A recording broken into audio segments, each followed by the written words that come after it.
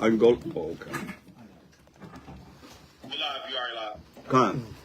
All praise to the Most High Power, Abraham, Isaac, and Jacob. For another day closer to the kingdom, and another day we can enjoy a feast, getting the victory over our enemies. Khan? Khan?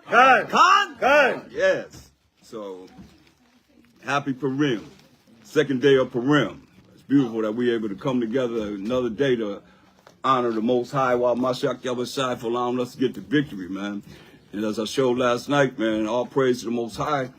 You know, the solutions is what we got to look at when we read this Bible, what happened, you know, that we got, how do we get to victory? It wasn't just because the Most High looked down upon us and said, okay, y'all going to die straight. I'm gonna redeem you. It was the fact of the prayer of Mordecai and the prayer of Esther. You understand? Remember, she put dung on her body. You know what I mean? She went to that depth of humility to touch the Most High, to make sure that, you know, he heard her prayer, heard Mordecai prayer, then her prayer, you know, and you can't get no humble than that. She put that, and she was beautiful, just like Judah, same thing, you know. A lot of times we fasted 3 days, say don't eat nothing for 3 days. What do you say? Don't eat nothing for 3 days, nothing, no water, nothing, just fast, just sacrifice yourself to the Most High. You know, give everything that you have in the prayer and crying to the Most High. That's the only time he redeemed us. We show that. That's the solution. You know what I mean? It's like, but you can't do it if you're prideful. That's why you got to be humble before the Most High. And I don't take away our manhood, because we still men, we still warriors. Khan. So I don't take nothing away from that. It's just a matter of how we got to be before the Most High. When it came down for them to Judas Maccabees, they prayed, they humbled themselves and cried to the Most High for for the deliverance of us as a people. We talking about people trying to wipe us out, man. It's always Esau at the head. That's right. Yep. Feast of dedication, Esau. Yep. What we dealing with now, destruction of Nicanor, Esau. Purim, Esau. Day of Simon, who? Esau. With the other nations, join on with them. So that's what we looking at, the same thing we're looking at now. You know what I mean? Like, this is what we're looking at. They're going to follow whatever they do. Not what we doing. They're going to follow whatever they do. So it's a beautiful, you know, that the Most High have our, like they say, call on your ancestors. Our ancestors right here in this Bible. We're going to look at one of our ancestors, a powerful sister, Esther, that's going to risk her life for us, for the whole nation. For the whole nation. Her and Mordecai, you know what I mean? That's where you got to look at it, man. It's like, he could use one person, man, to deliver the whole nation. Because he's doing it. That's what we're going to read about. We stopped at the end of chapter 4. So as always, we're going to start with Colossians 3 and 17. This is the book of Colossians, chapter 3 and verse 17. And whatsoever ye do in word or deed, do all Basham Hamashiach Yahushai, giving thanks to the Most High and the Father Basham Hamashiach Yahushai. Khan. So let's go to Esther, the 5th chapter. We're just going to read like we did last night, and just, you know, everyone come in and bring precepts, whatever, we could do that. But we're just going to read from 5 to 10, but we're going to go into the Apocrypha also to see how it correlate. They say the Apocrypha is not canon, but you see how it's going to correlate right with each other, you know. 5 from the top. Yes. Esther 5 and 1.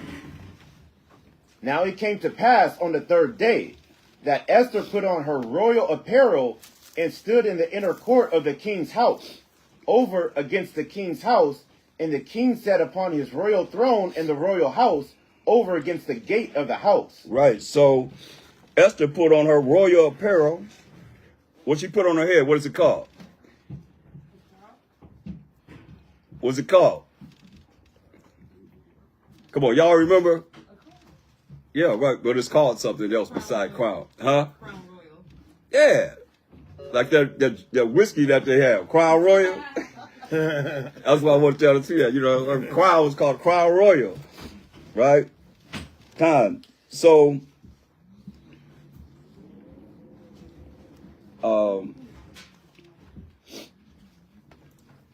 go to Esther 15th chapter in the Apocrypha.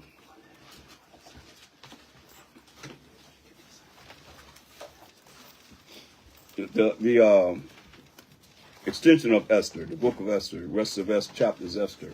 15 from the top. Yeah. Additions to Esther 15 and 1.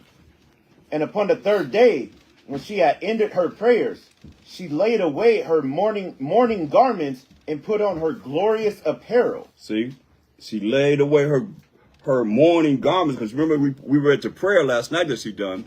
So, and Mordecai prayed first, then she prayed, and now you see how it's coinciding with what this the Hebrew, which is the Esther in the regular Bible, the revised, King James Bible, to show you that the Apocrypha and the Apocrypha goes right along with the Bible. We're gonna see that. Read.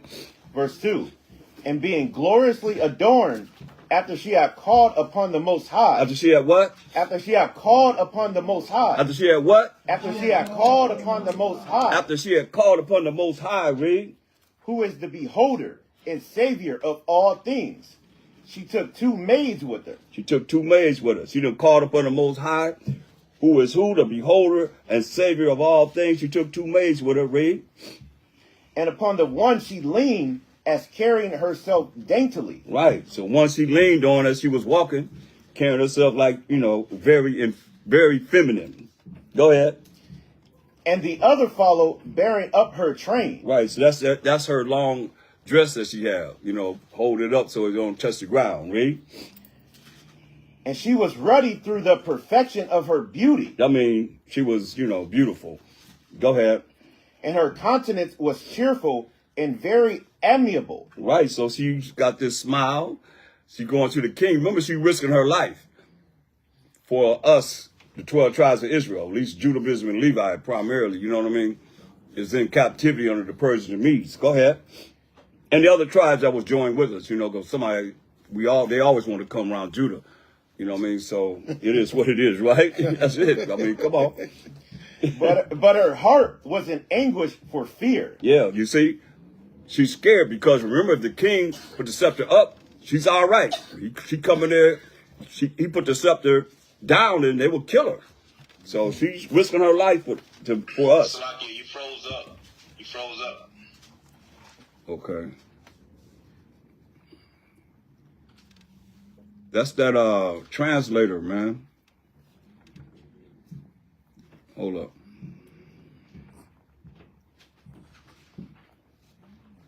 Select y'all.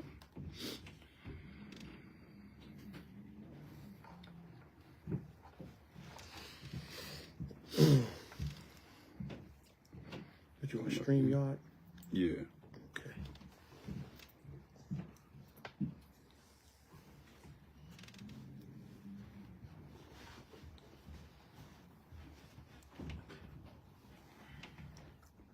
Cool, we back on, right?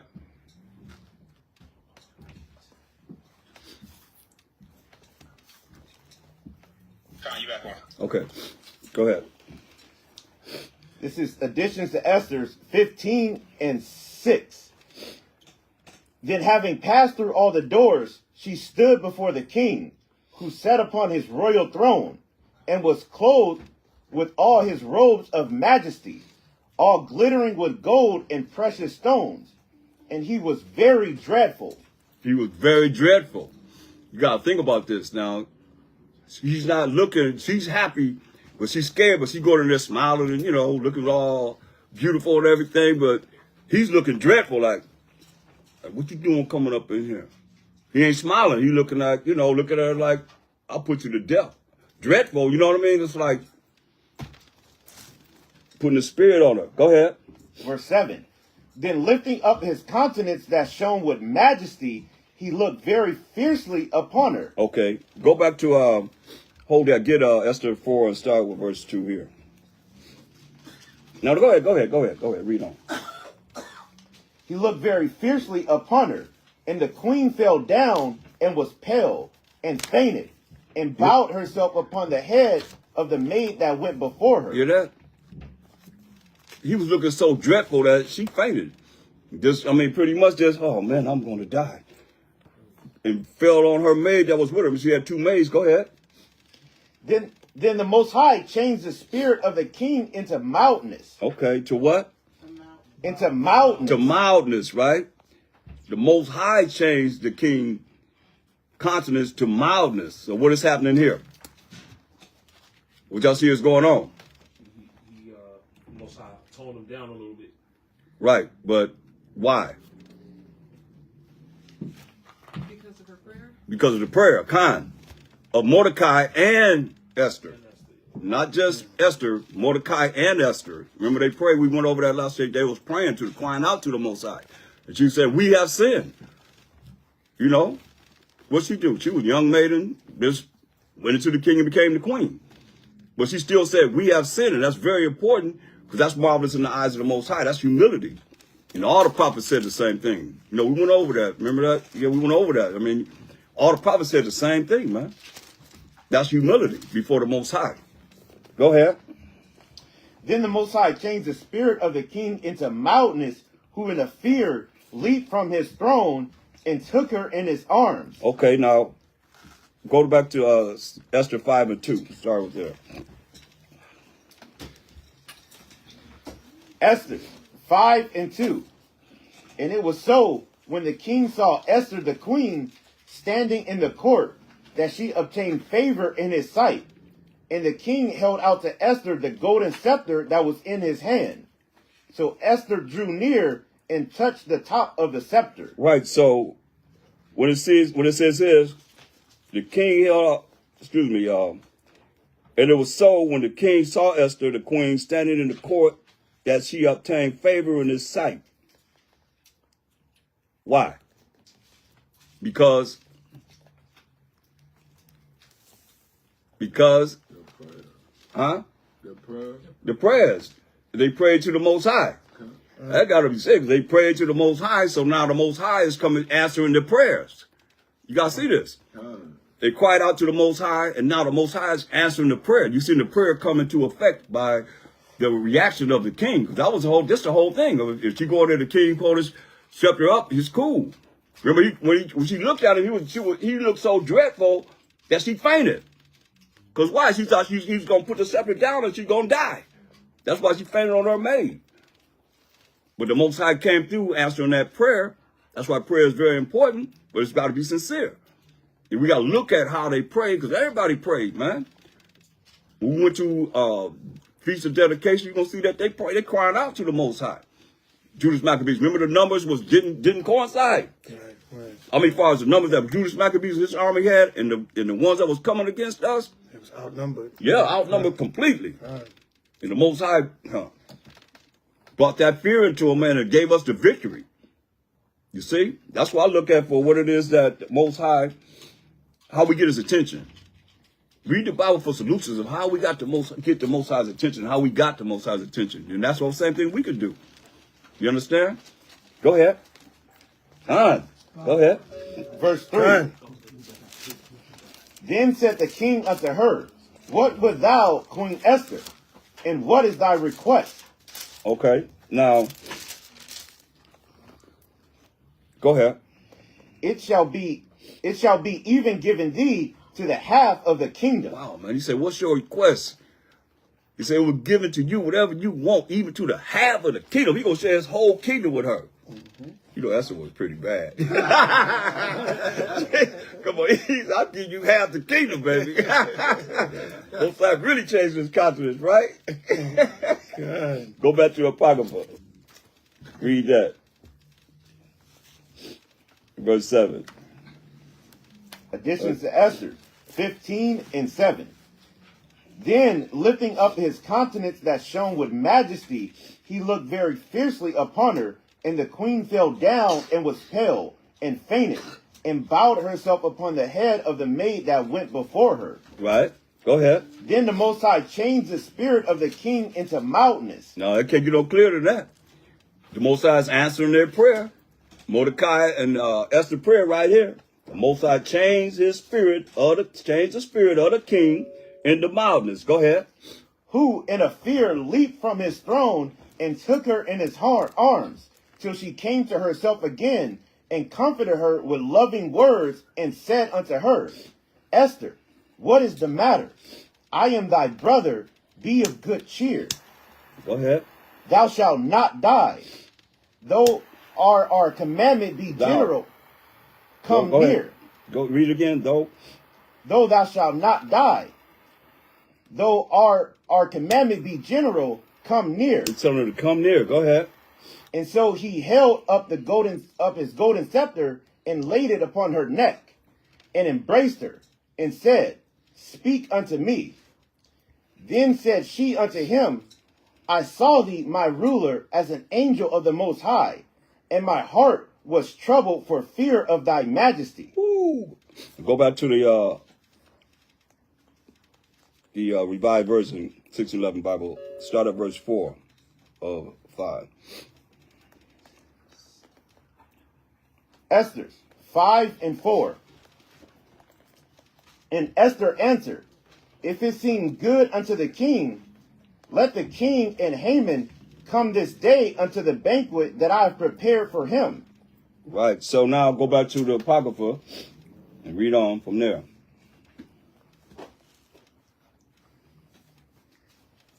Additions to Esther's 15 Verse 14. and 14. For wonderful art thou, my ruler, and thy countenance is full of grace. And as she was speaking, she fell down for faintness. Right. Go ahead. Then the king was troubled, and all his servants comforted her. Right. So she still was afraid. And so now when she came about, she go back to verse 4 of chapter 5. And we'll continue from there. Addition answered, If it seem good unto the king, let the king and Haman come this day unto the banquet that I have prepared for him. So it said, hey, she prepared a banquet for the king. Go ahead. Then the king said, Cause Haman to make haste, that he may do as Esther hath said. So the king and Haman came to the banquet that Esther had prepared. So you see her plot that she have plotted. She plotting.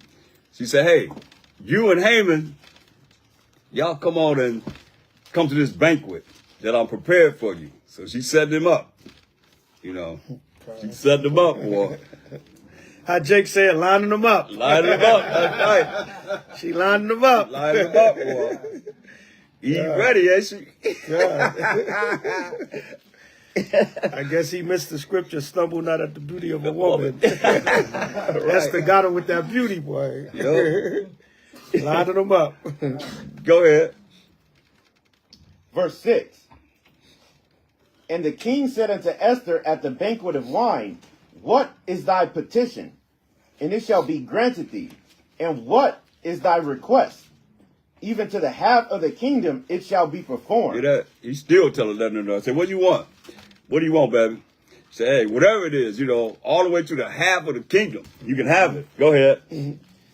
Then answered Esther and said, My petition and my request is, if I have found favor in the sight of the king, and if it please the king to grant my petition and to perform my request, let the king and Haman come to the banquet that I shall prepare for them, and I will do tomorrow as the king hath said. Right. Say, hey, you and Haman come to the banquet I prepared for you tomorrow. So you're setting him up. Go ahead. Then went Haman forth that day joyful and with a glad heart. But when Haman saw Mordecai in the king's gate, that he stood not up, nor moved for him, he was full of indignation against Mordecai. See that? So what is this? What is Haman rolling with? A lot of what? Huh? Pride. Wasn't that what we went over last night? When we went to Psalms 83rd chapter, first one lifted up the head, and pride was who? Edom. Straight up. I mean, can't get no clearer than that. So Haman is excited because out of everybody in the kingdom, Esther requested the king and Haman, who the king had set up, got second in charge over the whole kingdom. This Edomite, what Edomite was he? Not your women, please don't answer. Please don't answer. Let the brother have a chance to work their minds first. Okay? All right? Brothers, come on. Amalek. Who is who? The grandson of Edom. Grandson of Edom. Khan. So, this is what we're looking at. Go ahead. Verse 10. Nevertheless, Haman refrained himself, and when he came home, he sent and called for his friends and Zeresh his wife. Yeah, so he called his friends and Zeresh his wife. Go ahead. And Haman told them of the glory of his riches, and the multitude of his children, and all the things wherein the king had promoted him, and how he had advanced him above the princes and servants of the king.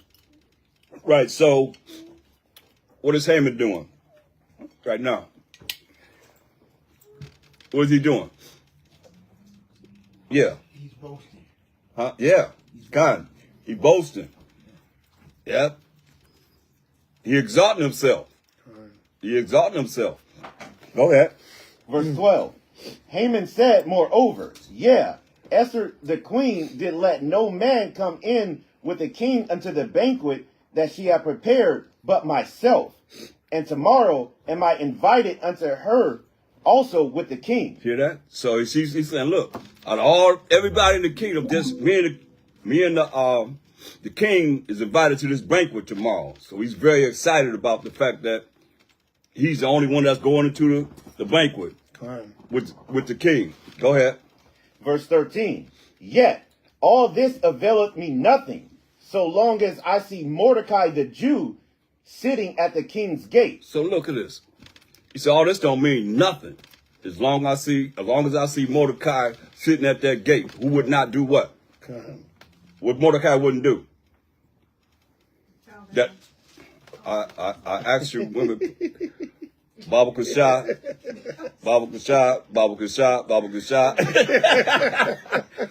not to answer, because the brother's gonna answer after y'all get the right answer. They gonna answer after y'all. The brother said it last night. Remember the brother said it last night. He said he heard the sister's answer, and then he came up and said the answer that y'all said. So, come on, brothers. Put your thinking caps on. Y'all just ain't the first time y'all been through Esther, right? Anybody the first time they been through Esther, the Purim? So everybody been through this. Everybody done been through this many years, and we've been going over this over and over again. So y'all should know this story, man. Yes. Ain't nobody behind you. No, I was just gonna say, man, she gave the spoiler alert. Whoever was talking over there, they gave the spoiler alert. Huh? They gave the spoiler alert. You know, spoiler. Yeah. You know. Yes. Spoiler. I said con. What I'll say con. You know con. Con is yes, right? Con. I said yes, but okay, con. Okay. All right. All right. Help me to understand. Okay. So read that again, Esther, verse 13. 5 and 13. Huh? Yet all this availeth me nothing, so long as I see Mordecai the Jew sitting at the king's gate. He say all this don't mean nothing to me, a damn thing to me, as long as I see Mordecai at the gate. You know, because Mordecai didn't bow down. Remember, we don't bow down to nothing, nobody, or nothing but who? The Most High. And he's honoring that. You know, Most High say don't bow down to nothing. Ain't nothing you can see tangible, period, that you can bow down and say you bow down to the Most High. Right. You want to see Most High dwell in thick darkness. You want to try to get close to him, close your eyes. What you see, darkness. That's how you get close to the Most High. You don't see nothing and pray to nothing that you can see tangible. Like I seen the Pope come down the steps from one celebration he was having, came down and had a little shrine with a little cross in the middle, bowed his head to that cross. Nah, man. Praying in front of that cross. No, man, we don't do nothing of that nature, man. Ain't nothing tangible, because the Most High is an invisible power. Khan? Yeah, man, he's invisible. Straight up. So Mordecai ain't bowing down to no dang on Haman. This Edomite. Demon. Read. Verse 14. Salakia. Yeah. Salakia. Read 13 again. Salakia. Esther 5:13. Yet all this availeth me nothing. You see what Haman said? He said, all this means nothing to me. Now, he about to go to the banquet. He up there at the top with everybody, with Esther and the king. But he said, none of this means nothing to me. Come on. so long as I see Mordecai, the Jew, sitting at the king's gate. Just because I see him sitting at the king's gate, right? Just because that figure's there, right? And what happened is he was moved with envy and wrath and hatred because Mordecai wouldn't bow down to him. That's right. Read Salakia, Proverbs 27:4. So you ever wonder how somebody that got more than you, but they still envious of you? That's the situation right here. Yeah. You got your position, but that nigga wouldn't bow down to me. Nope. Right? So this means nothing. Everything I got, my position means nothing as long as he's sitting there. Good? You ever done you growing up and then like you see life experiences? Well, that person got more than me. And that's the spirit of Esau. Esau got the whole earth, power, everything. He rules by the sword, but he envy the hell out of us, man. That's right. Because why? He's not you. He can't do what you. That spirit we got. And what? We are the salt of the earth. The Most High gave us that spirit. So you're like, damn, this white man, he got everything. You got billions of dollars in the riches of the world, but you don't want to see me with $500 a week. Right. They won't even give Jake a job, but they billionaires. Right. Good? That's right. So that's that spirit. Read Proverbs 27:4 real quick. Salakia. Proverbs 27:4. Go ahead. Wrath is cruel. The Lord said wrath is cruel. Go ahead. And anger is outrageous. And when somebody's angry with you, that's outrageous. Go ahead.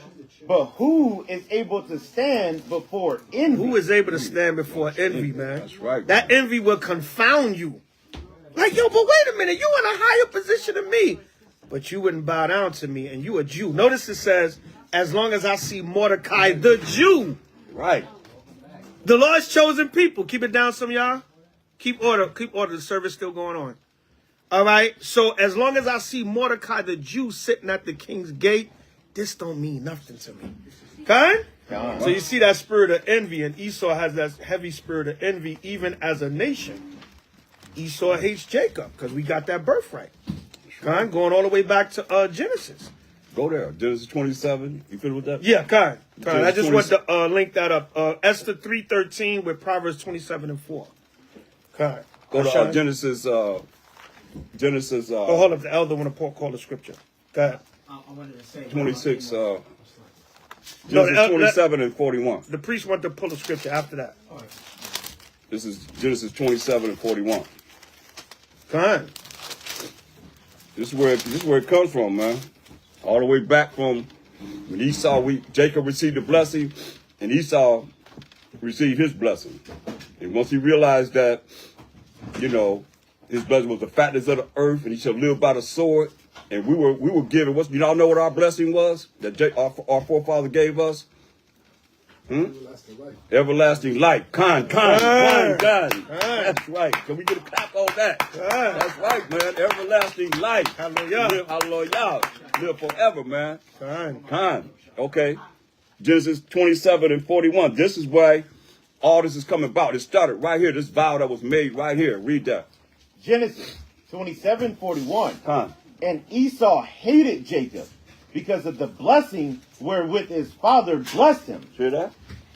Esau hated Jacob. He hated us behind the blessing that we received for everlasting life. But hey, he sold his birthright. Right. But it had to happen because the Most High said the elder shall serve the younger. However the Most High do things, his ways and thoughts are not our ways and thoughts, but he going to make it happen. Point blank. It's going to happen. It's just we can't really look at, we don't have the mind of the Most High. We can instruct him. It says we got the mind of a H.O.I because all the prophets had the spirit of a H.O.I. So here he is saying, hey, he hated our forefather Jacob, whose name was changed to H.O.I, Israel. And what did he say? And Esau hated Jacob because of the blessing wherewith his father blessed him. And Esau said in his heart, the days of mourning for my father are at hand. Then will I slay my brother Jacob. Yeah, see? Said, we're going to bury our father Isaac. Say, then I'm going to kill my brother Jacob. That's a vow that he put out there.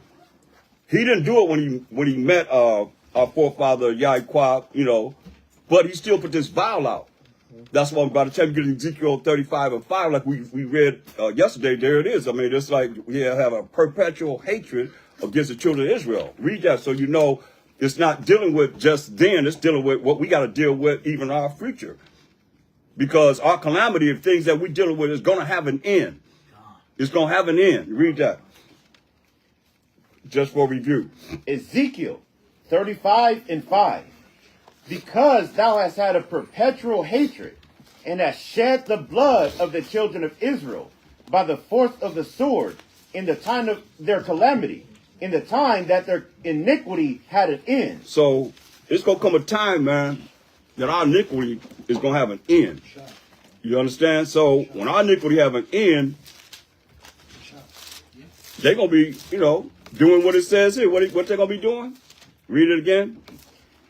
Because thou hast had a perpetual hatred, and hast shed the blood of the children of Israel by the force of the sword in the time of their calamity, in the time that their iniquity had an end. When our iniquity had an end, when the Most High getting ready to bring us into our land again, every time, man, go to Obadiah 10.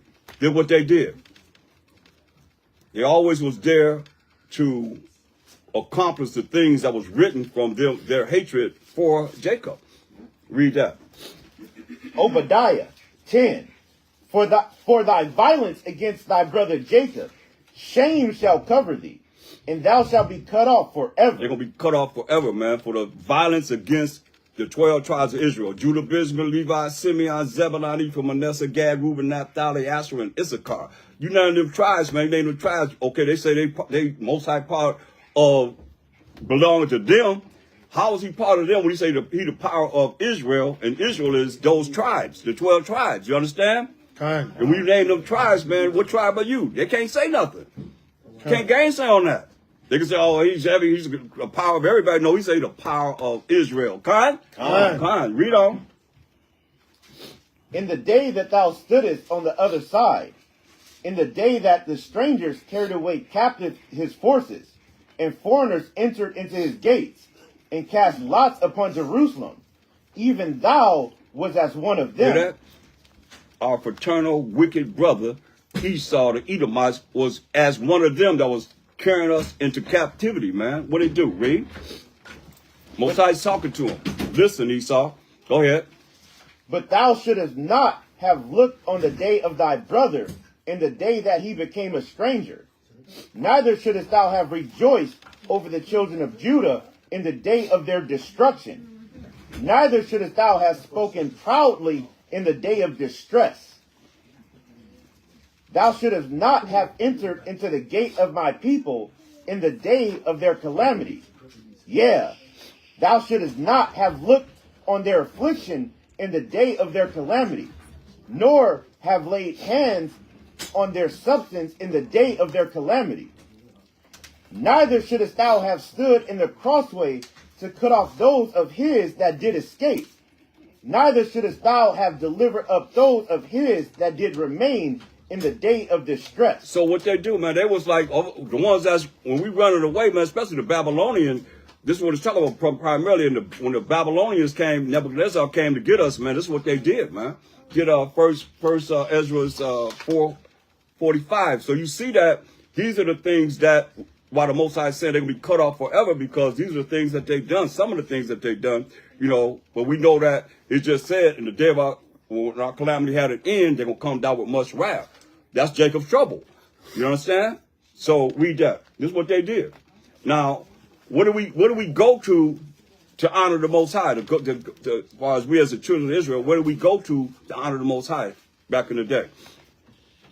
We had what? Temple, right. So listen what it says. First Esdras 4:45. Yeah. Thou also hast vowed to build up the temple, which the Edomites burned when Judea was made desolate by the Chaldees. This is how much hatred they have, man. So they burned down our temple so we couldn't what? Worship the Most High, man. That's what it's all about, even to this day, man. Right. They don't want us to come back to the Most High. And they always shapes and forms, man. They don't want us to be able to know how to get close to the Most High. That he can have mercy and this grace that he's going to give us, you know, and compassion and have pity upon us so that we can get out of here, man. All we got to do is learn how to please the Most High. And we out of here. Mashiach don't know. Nobody know but the Most High. And that's all we have to do. Really, in essence, that's what did they do? Read. Thou hast also vowed to build up the temple which the Edomites burned when Judea was made desolate by the Chaldees. Right, so that shows you that much hatred that they have. That's what we went over last night about Ezekiel 39 and 23. You know, where the heathen know they went into captivity for our iniquity, you know, because the Most High turned his face away from us for what? Why the Most High turned his face away from us? Why is all this happening right now? Our iniquity. Our iniquity, which is what? Our sin. Our sin. We sin against who? Most High. You see, we didn't follow what he said to do. They talking about we ain't under the law. We ain't under the commandments. So not being under the law and the commandments, and we still following that same suit while we're in the condition we in now. Well, you got to fear the Most High. You got to repent, keep the commandments of the Most High, and cry unto the Most High, man. As you see our ancestors did, because every last prophet had the spirit of a Mashiach. We are Mashiachim. You understand? And the Mashiach is the Most High. So as long as we can see that he's missing in our nation. Where is they talking about the Most High at? Fluently, I'm talking about. Just him. I'm about to say he don't know when the Most High gonna send him back. Do we know? He said only the Most High knows. So if the Most High know when he's gonna deliver us and bring judgment on this earth, man, we gotta tap into him, man. This might be something like y'all might not look at as closely as you should, man, but spiritually, without him, we ain't going nowhere. That's why it's very important to learn about him. That's what you see our ancestors. That's what I seen. Our ancestors cried out to him, man, and they start talking about the things he done. Remember when we came out of Egypt from captivity, and you took us across opened up the Red Sea, saving us from Pharaoh and his army. We was scared as ever, right? Crying to the Most High right there on the edge of the Red Sea. We're gonna die. Our ancestors reminded the Most High all the time. You look at what this and solutions in this Bible, they always reminded the Most High of what he done. Remember you did this? Remember you did that? So now we got to do the same thing. Remember the Most High when you delivered us from, like we being delivered now. That's what we're talking about now. We're being delivered. We're going to be delivered, man, through the power of the Most High only. That ain't new. That's not nothing new, man. That's the Old Testament brothers. That's what they still believe in. Yahweh, Bashama, Mashiach, Yahushua. Because Mashiach said, no man come to the Father but by him. Right. There ain't no New Testament. Get the New Testament out of your mind and start thinking that what it is that's written there is only the law and the prophets. So the prophets had to follow the same suit as what you're telling us whenever he was on the earth in the flesh. But if you just look at like Christians, that's the New Testament. It's just new. No, ain't nothing new. When they went to synagogue, all they read was the law and the prophets. We know the New Testament wasn't even written yet. Right. It wasn't compiled yet until 325 AD. So I'll go. Salakia. You know, go ahead. Read on where we at. In Esther. 5 and we're using Apocrypha. 5 and 14, yeah. Go ahead. I'll read 13 again. Yeah, read 13 and 14. Because this is very important to see the mindset of Esau. We're going to see the mindset of Esau. Read this. Esther 5 and 13. Yet all this availeth me nothing, so long as I see Mordecai the Jew sitting at the king's gate. That's hatred, man. Go ahead. Then said Zeresh his wife and all his friends unto him, let a gallows be made of 50 cubits high, and tomorrow speak thou unto the king that Mordecai be hanged thereon. This ain't Haman said it. This is his people. The Edomite friends and so forth. His wife and everybody said, hey, build some gallows and let Mordecai be hung on them gallows. That's hatred, right? They don't know nothing about Mordecai. All he said was, as long as Mordecai's living, hey, I don't care about this banquet. They said build gallows and hang him up. Read. Then go thou in merrily with the king unto the banquet. And the thing pleased Haman, and he caused the gallows to be made. He caused the gallows to be made. Go ahead. That's the So they can hang them. That's like the, like y'all, how you saw build that wood up and they ready to hang people. Yeah, they're like that. There it is. See it? Yeah. Can I show it on? Can I show it on? Absolutely. Can I show it? We show it online.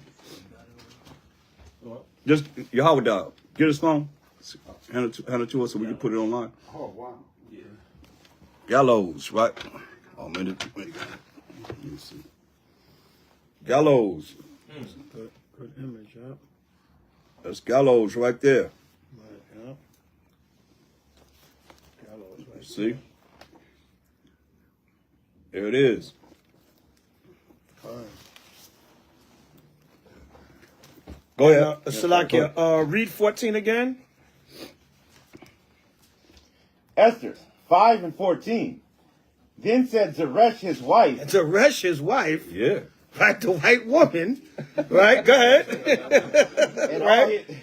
And all his friends unto him. And all his friends unto him. That's right. So they all had the same mind frame. Yeah. Esau got that hanging and lynching spirit. God? Right? Go ahead. Let a gallows be made of 50 cubits high. Like 50 cubits, I think that's about 75 feet in the air when you translate the measurement. That's high up in the air, man. Yep. Right? Come on. And tomorrow speak thou unto the king that Mordecai be hanged thereon. Be what? That Mordecai be hanged thereon. So that hanging and lynching spirit that's in Esau's spirit, man, from back then. Yep. Remember the movie Django? Yeah. When they was trying to get Jamie Foxx or whatever the case, and Esau said, "Ain't nobody gonna cheat the hangman in my town." Right? They was like in the Western era, they was heavy into that. That's probably where that image that the Ark pulled out. But back here during the time of the Persian Empire, the Edomites had that same spirit. Right. And it said his wife and all of his friends. When you look at books like Without Sanctuary, 100 Years of Lynching, remember they used to photograph the lynchings and make them into postcards, right? And on the postcards you would see the white woman, the little white children, and the white man pointing up, smiling at the Negro hanging on a tree. So it's the same thing right here. Zeresh, his wife, and all his friends. They used to have lynching parties, picnic. That's where the word picnic come from. Picnic off a tree. Gone. So that same spirit was in Esau from back then. Same spirit, make them gallows high, hang them high. Right? That's right. But as we can see, that's how you know the scriptures say never trust thine enemy. Because they got the same spirit from back then. And they still hanging Jake till today. That's right. A lot of times the news downplay it, but once in a while it'll leak out a random Jake just found hanging somewhere. And you know what the narrative they push now? Suicide. Or he was depressed and suicide. But they got that spirit till March 2025. And that's why every once in a while it'll creep out, little story will come out. They found a black man hanging in Texas. Oh no, he committed suicide. Thorough investigation, he was depressed, he committed suicide. No, you had a lynching party. That's right. Okay? So same spirit back then, man. 75 feet in the air, and they hang you, man. That's a high way to hang, man. That's right. So it says Zeresh and his wife and all of his friends. That's right. So all them Edomites, just like in the 1800s, 1900s, you saw them postcards with the little Edomite girl and the Edomite woman. And there's a famous one with a little white girl that's pointing up to the brother with a big cheese smile on her face. And her father's like right there and some other Edomite women and men. And she's pointing up, smiling at the Jake hanging. So that's that same spirit they had from back then. That one was in Indiana. They got the hangman's tree in Indiana. It's called the hangman's tree. Now, I remember growing up, man, every month in the Jet magazine, they had one of us hanging. Or hanging. In the Jet magazine. I mean, one became a celebrity hanging on the tree, man. The Jet magazine, man. It was just hanging us, man, during that time, yeah. Lamentations 5 and 5. Our necks are under persecution. Lamentations 5 and 5. Con. Right. Con. Read that again, brother. Con, we need to hear that. Lamentations chapter 5, verse 5. Our necks are under persecution. We labor and have no rest. Right. That's right, man. So you, what was that? Lamentations 5? Lamentations 5 and 5. Right. Stay in that chapter. Let me see. Oh yeah, that's the same verse. Yeah. Read that one more time. This is the book of Lamentations, chapter 5, verse 5. Our necks are under persecution. Right. That's talking about the hardcore captivity also. All right. We labor and have no rest. But yeah, that can go into that also, man. You know, our necks, because when you didn't meet that quota in slavery, or you did anything to make master mad, you got hung. Okay? You persecute me, but if I rebel or don't like it, you gonna have me hung on a tree. All right, go ahead, King. I got the phone. You was talking about the little girl smiling at the tree. Oh, Salakia, real quick, jump to 12. That's the verse I wanted. Lamentations 5 and 12. Verse 12, hold on. Lamentations 5 and 12. This book of Lamentations, chapter 5, verse 12. Go ahead. Princes are hanged up by their hands. Princes are hanged up by their hands. Right. Kind? Right? Don't you see some of the lynching photos where Jake is tied up by his hands too? Yep. Tied up by his hands, tied up by his neck. Yep. And notice what it says. It says princes. Because what? Princes shall come out of Egypt. Israel are the princes that came out of Egypt. We the Yasha'Allah, the princes of the power. That's right. Okay?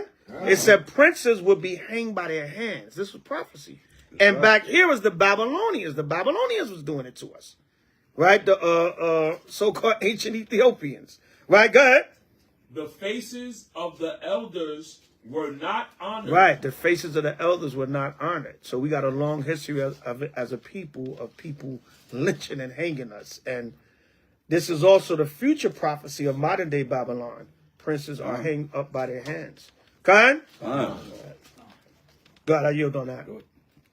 Yeah. Go ahead. You want Esther 6? Yeah. We in Esther 6 and 1? Come. God.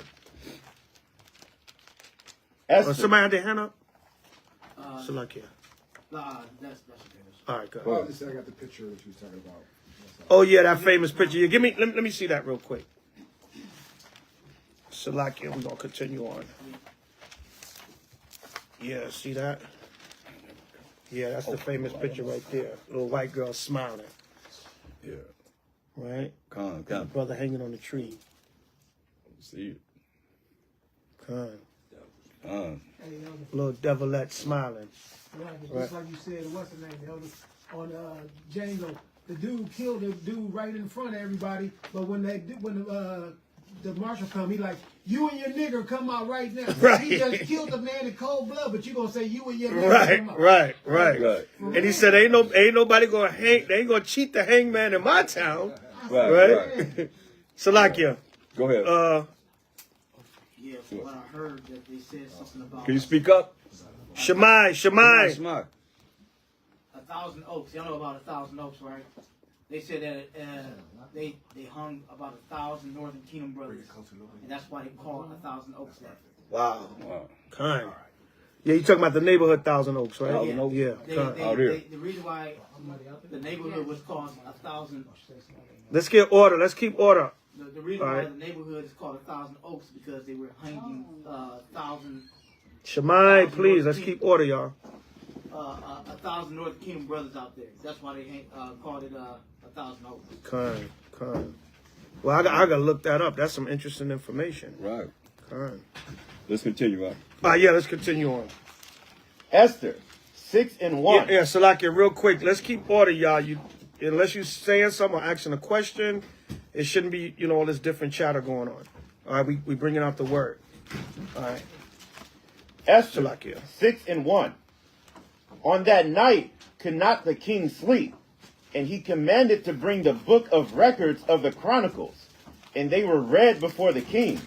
So he couldn't sleep. He said, hey, bring the records of the Chronicles of the Persian and Medes to him. Read. And it was found written that Mordecai had told of Bigthana and Teresh, 2 of the king's chamberlains, the keepers of the door, who sought to lay hand on the king Ahasuerus. Yeah, man. So it was found that Mordecai have saved the king, because remember, these two cats wanted to kill the king. Go ahead. And the king said, what honor and dignity have been done to Mordecai for this? So what have we done to Mordecai for saving my life? The king is saying, read.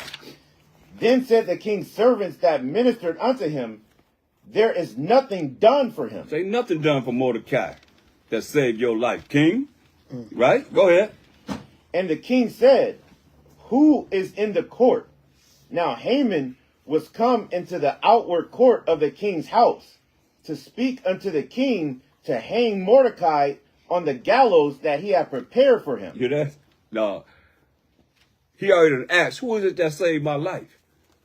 And it was Mordecai. When he read in the Chronicle, it was Mordecai. And here come Haman coming in front of the king saying, hey, I done built these gallows. We're going to hang Mordecai. Who it is that saved his life. Keep that in mind, read. And the king's servant said unto him, behold, Haman standeth in the court. And the king said, let him come in. So here come Haman. This, what is Haman? Amalek. Go ahead. So Haman came in, and the king said unto him, what shall be done unto the man whom the king delighteth to honor? So Haman come in, and the king said, hey, what should be done to the man that the king delighteth to honor? Go ahead. Now Haman thought in his heart, to whom would the king delight to do honor more than myself? He say, who would the king want to give honor to more than myself? That's still dealing with what? Pride. Pride. Right? Go ahead. And Haman answered the king, for the man who the king delighteth to honor, let the royal apparel be brought which the king useth to wear, and the horse that the king rideth upon, and the crown royal which is set upon his head. And let this apparel and horse be delivered to the hand of one of the king's most noble princes, that they may array the man withal whom the king delighteth to honor, and bring him on horseback through the street of the city, and proclaim before him, thus shall it be done to the man whom the king delighteth to honor. So he laying all these things out for the king to do, thinking it's him. He twisted. He thinking that the king want to honor him, so he laid all these things that he would like the king to do for himself, not knowing. Read. Then the king said to Haman, make haste, and take the apparel and the horse, as thou hast said, and do even so to Mordecai the Jew, that sitteth at the king's gate. Let nothing fail of all that thou hast spoken. So look, what color you think he turned in? What color you think he turned in? I say, beyond red, he's really good. I mean, you know what I mean? He's like, burn it up. You turn into a ketchup bottle. Yeah. Can you imagine that? He's thinking it's for him. He just came in to tell the king, we're going to hang Mordecai on the gallows. He won't bow down to me. You know. And here is the king telling him, hey, you go give all these things you thinking that you're going to get for yourself. God. Give it to Mordecai. God. Come on, man. He's pissed off now. Go ahead. Verse 11. Then took Haman the apparel and the horse, and arrayed Mordecai, and brought him on horseback through the street of the city, and proclaimed before him, thus shall it be done unto the man whom the king delighteth to honor. And Mordecai came again to the king's gate, but Haman hasted to his house mourning and having his head covered. Look, Haman's got an attitude, boy. He's like, hey, he mourning, he quiet, man. Come on, this man, he really hated him to the utmost. And now he got to go out there, not only hated him on the hanging, but he got to go out there and present him with all the royal gifts of the king and put him on a horse and carry him. He's walking him around the city. So you know he's pissed off, boy. And he's prideful too? Come on. Read. And Salakia, Yeah. and he just swore it was him. Yeah. Who would the king want to delight more than me? Yeah. So the Most High is killing that pride, man. That's right. He's breaking it down. Yeah. That's how it's going to be in the day when the Most High exalts us over Amalek. and who thinks he's going to be exalted, and he's going to be mad just like this here. Yep. That's how Thinking this kingdom gonna last forever, right? that's exactly. He's going to be perplexed as to why it's not him, but it's us. Right. That's exactly how it's going to be. Con, yes. I got a precept what Yahweh said regarding Amalek in the book of Numbers. If you permit me to read it. Say again? Numbers what? Numbers regarding Amalek being the first of the nations. Where it says Amalek was the first of the nations, but at the end, latter end, he shall perish forever. Numbers chapter 24 and 20. Number 24. Call it again and read it. All right. Read aloud. Read aloud, yeah. Yeah, Numbers chapter 24, verse 20. Con. And when he looked on Amalek, he took up his parable and said, Amalek was the first of the nations, but his latter end shall be that he perish forever. Con. Con. That's Good right. precept. Con. Exodus 17 and 16. You think about what they're dealing with right now. Exodus 17, 16. Con. They going through it. No. You know me. Exodus 17 and 16. Exodus 17 and 16. For he said, because the Most High have sworn that the Most High will have war with Amalek. With who? Will have war with Amalek. With who? Will have war with Amalek. We know who Amalek came from. Con, remember last night? Yeah, we went to Genesis 36 and 12. You know, Esau's grandson through Eliphaz and Tamar, right? Con? Okay, go ahead. What did you read again?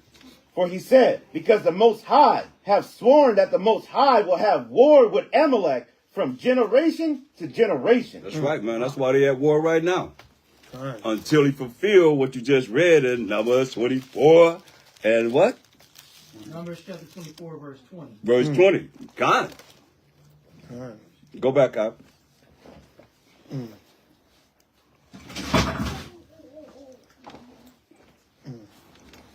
Esther. I think he was in 6 and 12. Or no. Yeah, I just finished reading 12. Okay. Esther 6 and 12. And Mordecai came again to the king's gate, but Haman hasted to his house mourning and having his head covered. Right, so he's angry. He's like crying out. Go ahead. And Haman told Zeresh his wife and all his friends everything that had befallen him. Then said his wise men and Zeresh his wife unto him, if Mordecai be of the seed of the Jews, before whom thou hast begun to fall, thou shalt not prevail against him, but shalt surely fall before him. So he's letting them know, man, hey, if Mordecai be of the seed of the Jews, before whom thou hast begun to fall, thou shalt not prevail against him. You're not going, do anything against him. He said, but thou shalt surely fall before him. She prophesying his death. Go ahead. And while they were yet talking with him, came the king's chamberlains and hasted to bring Haman unto the banquet that Esther had prepared. All this done happened now. He's getting ready to go to the banquet that Esther had prepared for him and the king. Go ahead. Esther 7 and 1. So the king and Haman came to banquet with Esther the queen. And the king said again unto Esther on the second day at the banquet of wine, what is thy petition, Queen Esther? And it shall be granted thee. And what is thy request? And it shall be performed even to the half of the kingdom. So you done told her this 3 times. Hey, you can have even half the kingdom, whatever you want. What is your request? Go ahead. Then Esther the queen answered and said, if I have found favor in thy sight, O king, and if it please the king, let my life be given me at my petition, and my people at my request. Now remember, Mordecai told her not to tell the king or anyone that she was an Israelite. Okay? So now she's revealing, at this time, for the first time, my people. You see? Because she's an Israelite. Go ahead. Verse 4. For we are sold, I and my people, to be destroyed, to be slain, and to perish. But if we have been sold for bondmen and bondwomen, I had held my tongue, although the enemy could not countervail the king's damage. Hear that? She said, hey, we are sold, I and my people, to be destroyed, to be slain, and to perish. But he said, if we have been sold for bondmen or bondwomen, because we always went into captivity. What the scripture says is Israel a homeborn what? Slave. You know, she said, is he all right? You know, so she said, we've been sold for bondmen and bondwomen. That's all right. He said, I held my tongue. I wouldn't have nothing to say to you. Although the enemy could not prevail the king's damage. Go ahead. Because once he put that signet ring and signed that petition, it's law. It's law in the Persian Media Empire, right? So now she's going in there saying, hey, it's already been ordained by his signet ring. It's got to go forth. So now it's got to change. Go ahead. Verse 5. Then the king Ahasuerus answered and said unto Esther the queen, who is he, and where is he, that dares presume in his heart to do so? Say, who is this that wants to do this to you and your people? You my queen. Who want to take you out, that you can perish? Did he love her too? Read. And Esther said, the adversary and enemy is this wicked Haman. He right there in front of his face. It's this wicked Haman. She pointing to him. Read. Then Haman was afraid before the king and the queen. Haman got scared then. Go ahead. Salakia, read 6 again. Verse 6. And Esther said, the adversary and enemy is this wicked Haman. Right, so our Benjamite sister was calling the white man the devil. That's God. She's calling him the devil that the Bible speaks of. Okay? She wasn't marrying him like Rob Judah. What's Tariq's favorite? Candace Owens. Right? Yeah, Candace Owens. She's a Benjamite. She's married to Esau. Right? This Benjamite sister said the white man's the devil. Okay? Because he's trying to commit genocide on our people. Again, same spirit. Why did they bring crack in our communities? To destroy us. Why did they take the man out of the household? To destroy us. Why did they have the women's liberation movement? To destroy our people. Everything. Even so-called gangster rap. Right? That sister Alicia Keys, she came out and said that. She said, I believe gangster rap was created to destroy our black men. Okay? So it's always been that plot. And Alicia Keys is a Benjamite too. Right? But it was always been that plot to destroy us as a people. So right here, Esther is saying, look, this wicked man wants to get rid of us as a nation. See that? So our sisters was in the spirit back then. Okay? Gone. Right, go ahead, King. Let me say this. Also, when you look at the devil is deceitful, evil person, devils are deceitful, evil people, but Satan is enemy, adversary, and foe. So it means she's calling them Satan too. The devil and Satan. You know what I mean? Like you combine both, man, you got all the wickedness that you could think of and did some more, right? That's what she calling them, man.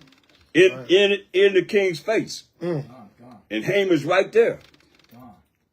Straight up. You the devil, you Satan. But see, right now we don't realize that. You know what I mean? We looking at everybody got to be everybody. Why we can't y'all get along? But you see what she's saying before the king. What if the king would have said, no, that's my boy. Who doing this? It's Haman. Can't be Haman because he done set him up to be second in charge of the whole kingdom. That's how wicked Jake would do, man. You know what I mean? Turn aside and say, oh, I ain't listening to you. It's my boy or whatever. Nah. Those that join to them shall what? Fall by the sword. Con? That's what it says. Isaiah 13:15, Con. I know you know that one. But let's go. All right, read. All right, Esther 7 and 6. And Esther said, the adversary and enemy is this wicked Haman. Then Haman was afraid before the king and the queen. Go ahead. And the king arising from the banquet of wine in his wrath, written to the palace garden, and Haman stood up to make requests for his life to Esther the queen. for he saw that there was evil determined against him by the king. That's right, man. He saw that the king got angry looking at it. Can you imagine that look? He already had that vicious look when she was going to get ready to go before him, right? You got to look. You got to imagine the fierce look that he had right there. That Haman seen him like, and he just looked at him like, what? He can get worse. Read. Verse 8. Then the king returned out of the palace garden into the place of the banquet of wine, and Haman was fallen upon the bed whereon Esther was. What? What? And Haman was fallen upon the bed whereon Esther was. Oh, you ain't only gonna kill her people, you gonna rape my wife? You in the bed with my wife? You just fell in the bed where Esther was. Go ahead. Then said the king, will he force the queen also before me in the house? Hey, you gonna rape my wife? After what you done or what you done told me? He already angry, so look how angry he's getting now. You said you gonna force my wife before me in my house? Go ahead. As the word went out of the king's mouth, they covered Haman's face. And Harbonah, one of the chamberlains, said before the king, behold also, the gallows 50 cubits high, which Haman had made for Mordecai, who has spoken good for the king, standeth in the house of Haman. Then the king said, hang him thereon. That's right. The gallows that he prepared for Mordecai, say hang Haman on them same gallows that he perplexed to be able to put us on. Not only Mordecai, but he want to put all of us on there, man. Many as he could on those gallows. You're going to see there's a lot of hangments. Loops that he have, read. Verse 10. So they hang Haman on the gallows that he had prepared for Mordecai. Then was the king's wrath pacified. Yeah. Then was the king's wrath pacified. Go ahead. So Haman is gone. Go ahead. Esther 8:1. On that day did the king Ahasuerus give the house of Haman, the Jews' enemy, unto Esther the queen. And Mordecai came before the king, for Esther had told what he was unto her. So now Esther done told the king that Mordecai is her what? Her what? Uncle? Huh? Cousin, yeah, because for years we thought he was her uncle. Yeah, cousin. God, right? We thought he was her uncle. God. But we realize that now that Mordecai is her cousin that raised her. Go ahead. Right. So now she's telling the king, hey, I'm an Israelite. I'm of the tribe of Benjamin. Go ahead. Salakia, he most likely had to be an older cousin. Yeah. You know, she probably was an older cousin because when her parents died, he took her as his daughter. But he most likely was an older cousin. But for years, brothers used to think uncle, yeah. Yeah, right. Yeah, I remember that, yeah. Right. God, go ahead. Esther 8:2. And the king took off his ring, which he had taken from Haman, and gave it unto Mordecai. And Esther set Mordecai over the house of Haman. That's right. So now Mordecai's second in charge, man, in the Persian Mede Empire. God, go ahead. And Esther spake yet again before the king, and fell down at his feet, and besought him with tears to put away the mischief of Haman the Agagite, and his device that he had devised against the Jews. Right, so hey, he said, Esther spake again to the king and fell down at his feet. And when she fell down at his feet, what is she doing? Repeat the question. When Esther fell down at the king's feet, what is she doing? What is She's he doing? She's pleading with the king. See what? She's pleading with the king. She's begging in tears. Right, she's begging, it sounds better, and she's humbling herself before the king. It's very important because he's already angry. So now she's going before him and she's showing her humility and her respect for the king. Remember from the beginning when Vashti didn't come to him, what the men say? You got to get rid of her because all the women going to follow her example.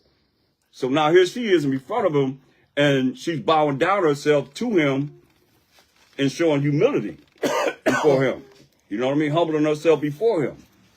so that whatever she desire, because it's going to get deeper. I mean, he going to grant it to her. I mean, how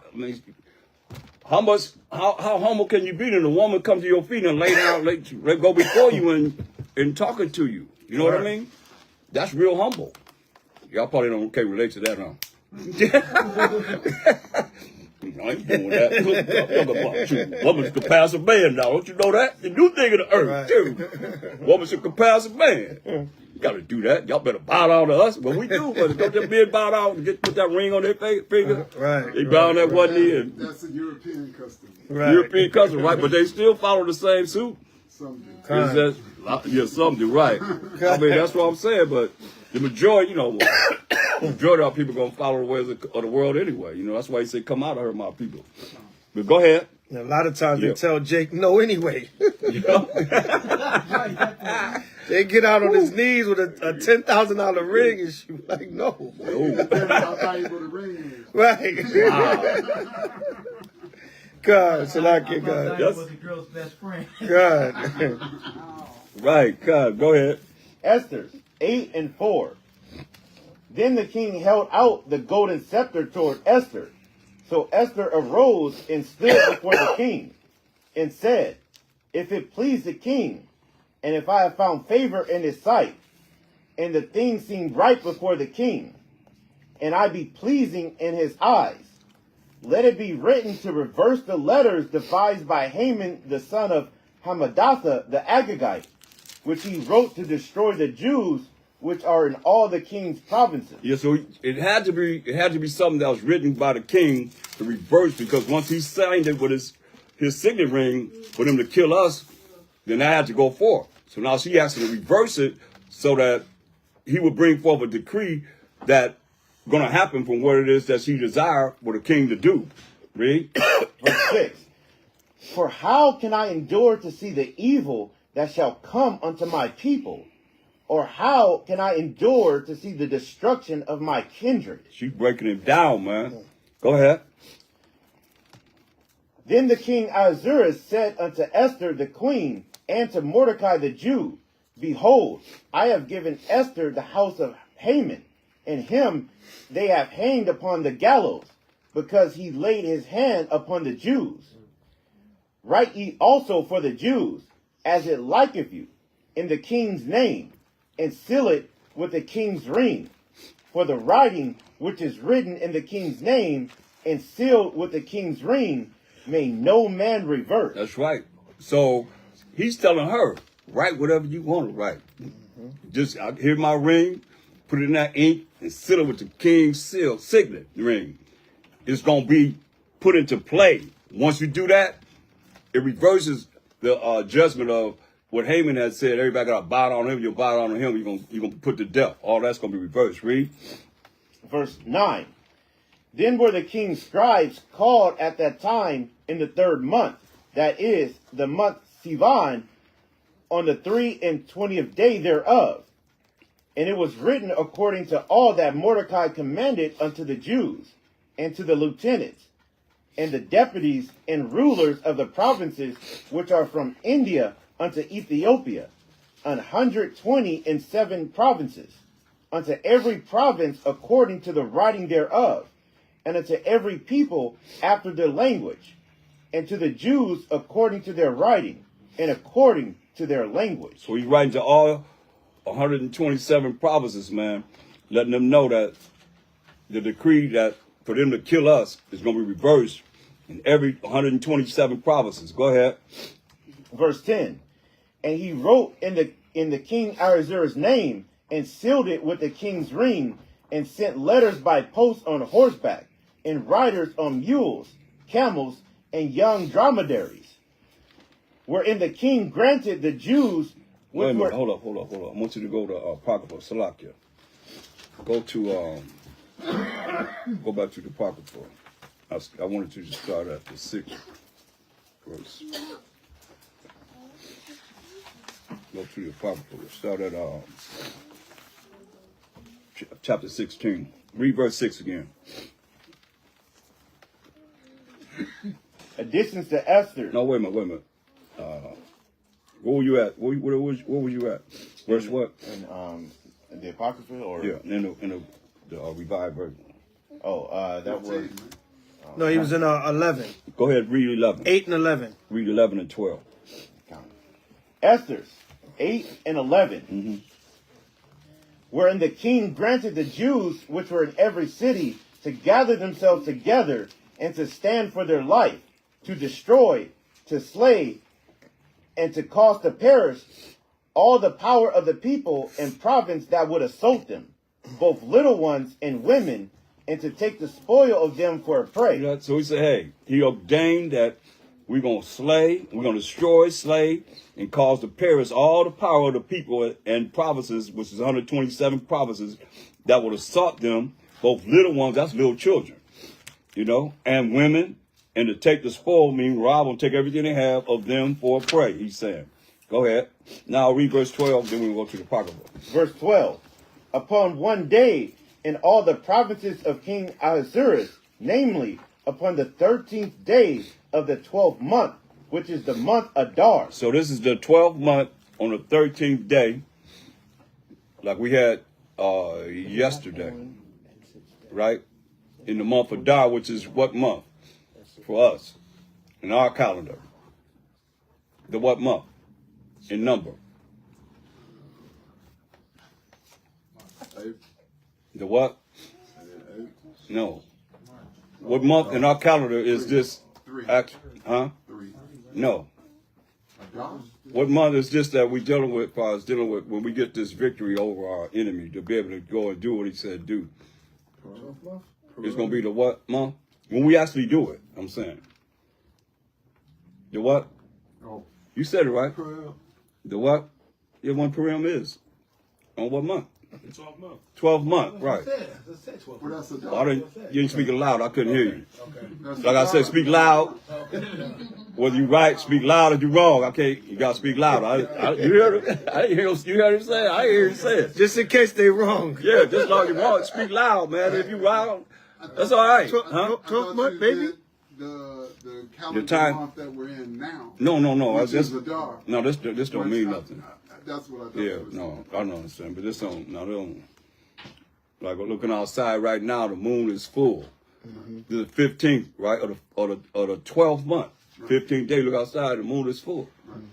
You know what I mean? Straight up. So let's continue. I'm going to go to the Apocrypha. The Apocrypha, yeah. We on page 57. If you have the Cambridge University Press to read Apocrypha, we're going to start at chapter 16.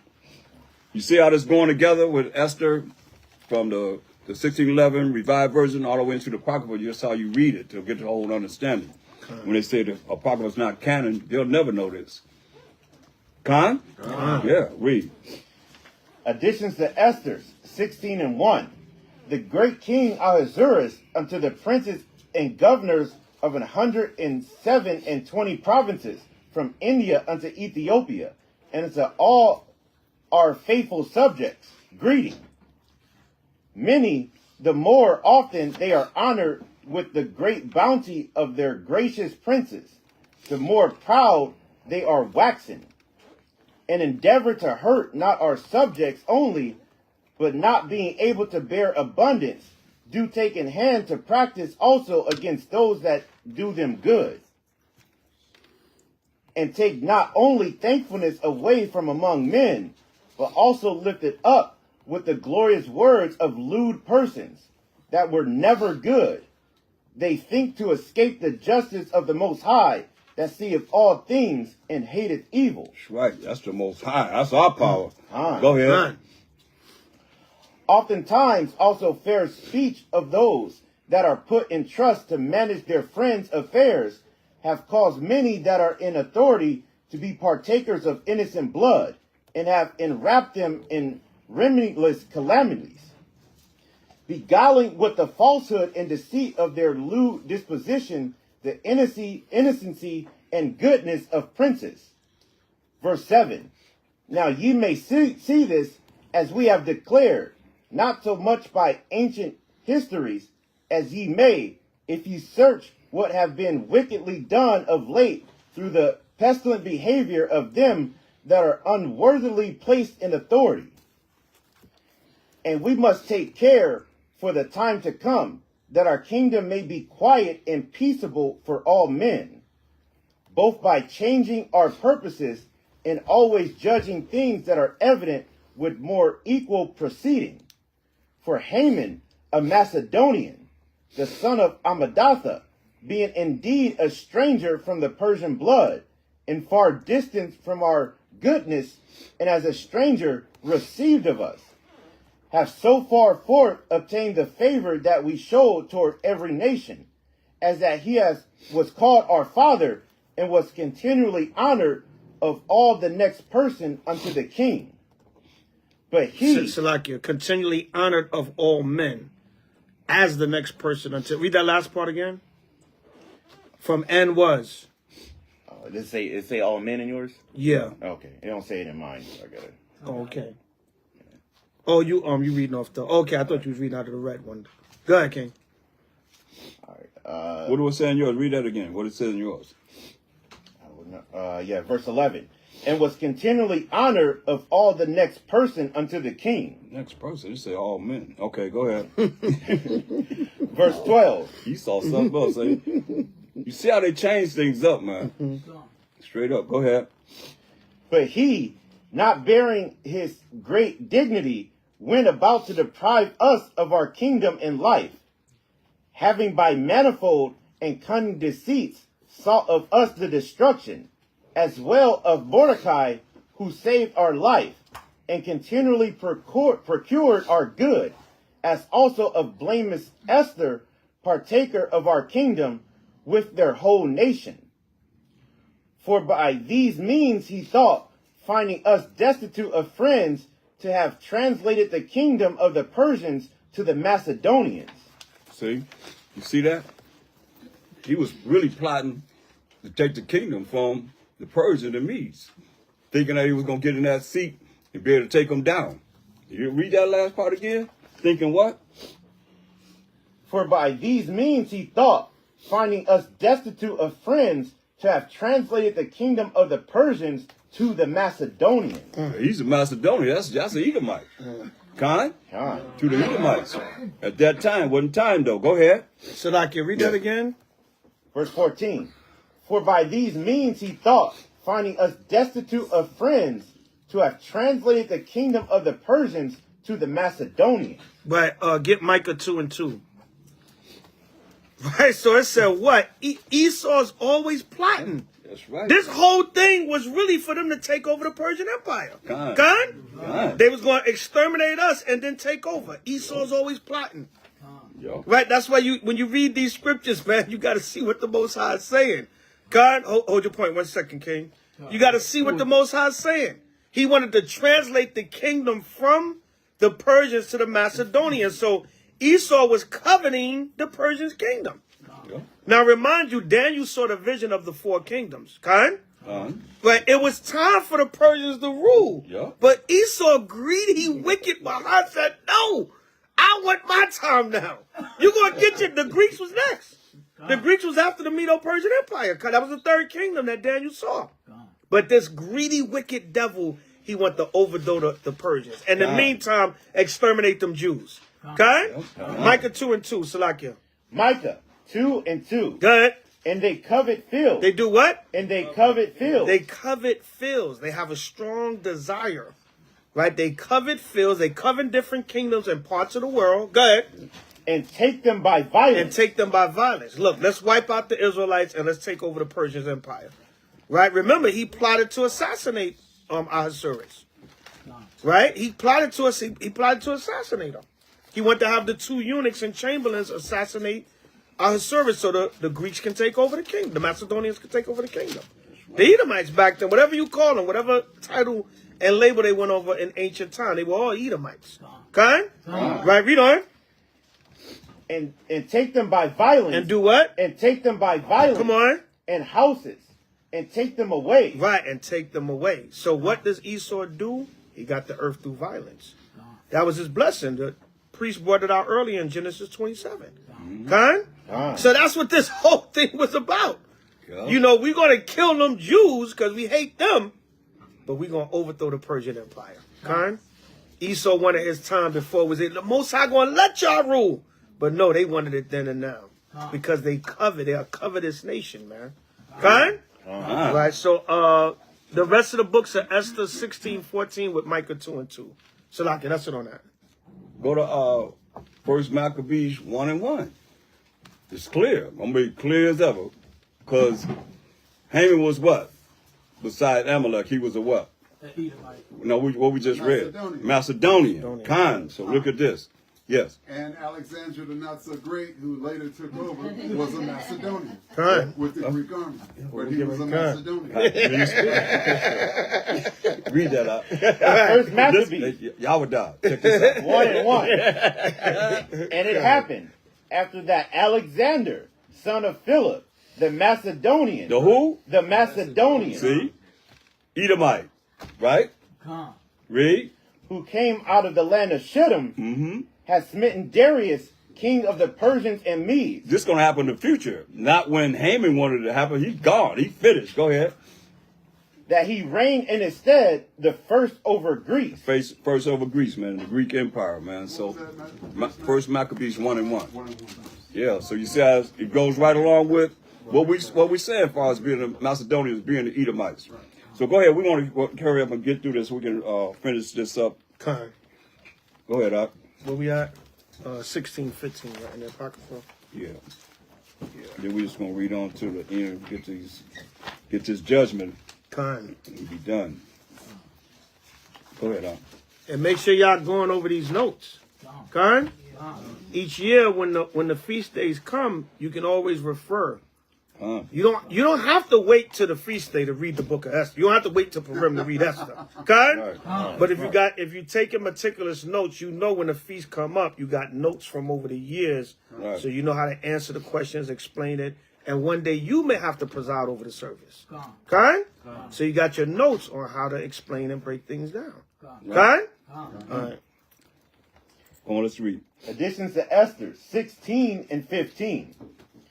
But we find that the Jews, whom this wicked wretch have delivered to utter destruction, are no evildoers, but live by most just laws, in that they be children of the Most High and Most Mighty living power, who have ordered the kingdom both unto us and to our progenitors in the most excellent manner.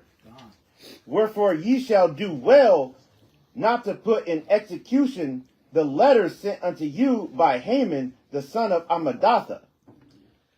For he was that worker of these things. For he that was worker of these things is hanged at the gates of Susa with all his family. The Most High, who ruleth all things, speedily rendering vengeance to him according to his deserts. Verse 19.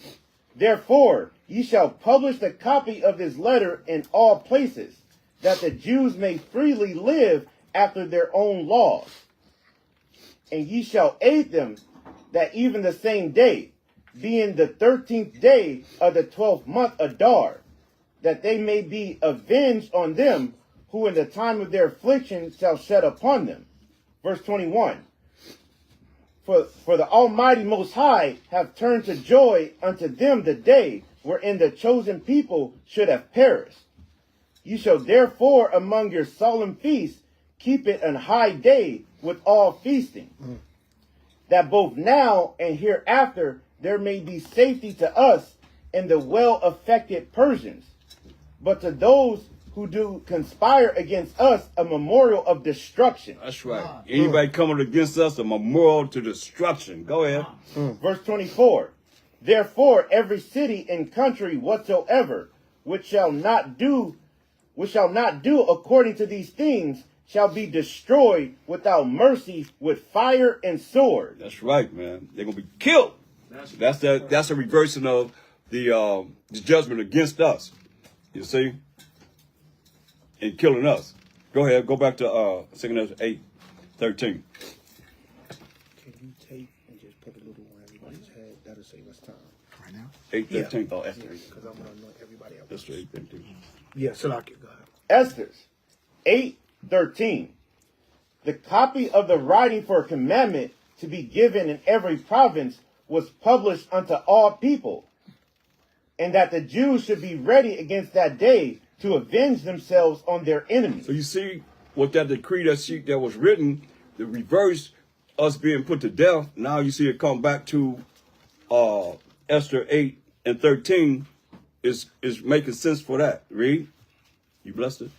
You blessed the oil? Yeah. Okay, go ahead. Verse 14.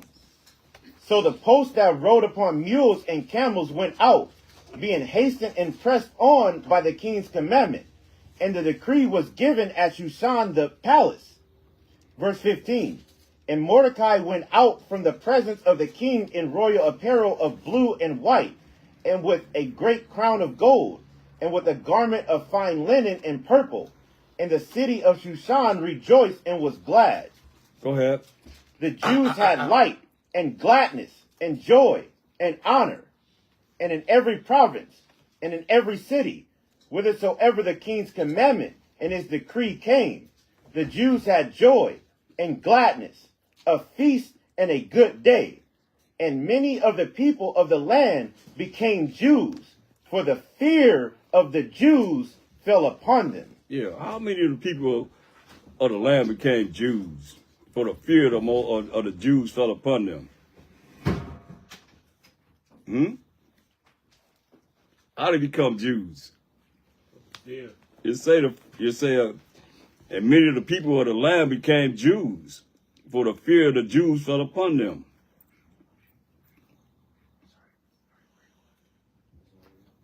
Nobody want to be us, right? But whenever there's something happening, there's going to be some destruction. Everybody join unto us. Remember, I tell you, all faces going to gather blackness. I'm an Israelite. I'm a Jew, right? So hey, they look like us. They going to try to pass like us, but they was ready to kill us before this decree came out. You see, so now they want to be us. Go ahead, read on. We got 9 and 10 to go. We're gonna read that. 9 and 10. Okay. Yeah. Go ahead. Esther 9 and 1. Now the 12th month, that is the month Adar, on the 13th day of the same, when the king's commandment and his decree drew near to be put in execution, in the day that the enemies of the Jews hoped to have power over them, though it was turned to the contrary, that the Jews had rule over them that hated them. See, these people hated us, man. They hated us with a perpetual hatred, man. And they passed it down to everybody else that was joined unto them. They wanted to kill us. Go ahead. Verse 2. The Jews gathered themselves together in their cities throughout all the provinces of the king Ahasuerus. Ahasuerus, go ahead. To lay hand on such as sought their hurt, and no man could withstand them, for the fear of them fell upon all people. That's right, man. We're going to put in some work. Go ahead. Verse 3. And all the rulers of the provinces, and the lieutenants, and the deputies, and officers of the king helped the Jews, because the fear of Mordecai fell upon them. That's right, man. Everybody want to help us now, because the fear of Mordecai fell upon them. Mordecai has been exalted to be a second in charge. Go ahead. Verse 4. For Mordecai was great in the king's house, and his fame went out throughout all the provinces. For this man Mordecai waxed greater and greater. Go ahead. Thus the Jews smote all their enemies with the stroke of the sword, and slaughter, and destruction, and did what they would unto those that hated them. I mean, you done said it twice, right? Those that hate us. Those that hate us. The Most High came through to be able to allow them to be slaughtered. Answering the prayer of Mordecai and Esther. Go ahead. And in Shushan, the palace, the Jews slew and destroyed 5,000 men. And Parshadatha and Dalphon. Count, y'all. 5,000 men. Go ahead. And Aspatha, and Paratha, and Adalia, and Aradatha, and Parmastah, and Parmastah, and Arasai, and Aradai, and Vashzatha, the 10 sons of Haman, the son of Hamadatha, the enemy of the Jews, slew they, but on the spoil laid they not their hand. Hear that? We ain't want nothing they have, man. On the spoil, we want nothing they have. Go ahead. On that day, the number of those that were slain in Shushan the palace was brought before the king. And the king said unto Esther the queen, the Jews have slain and destroyed 500 men in Shushan the palace, and the 10 sons of Haman. What have they done in the rest of the king's provinces? Now what is thy petition, and it shall be granted thee? Or what is thy request further, and it shall be done? Now let me show you something. Haman's sons were hanged. They hung Haman's sons on the gallows. I want you to go to Ecclesiastes 30:3. It's very important to see this.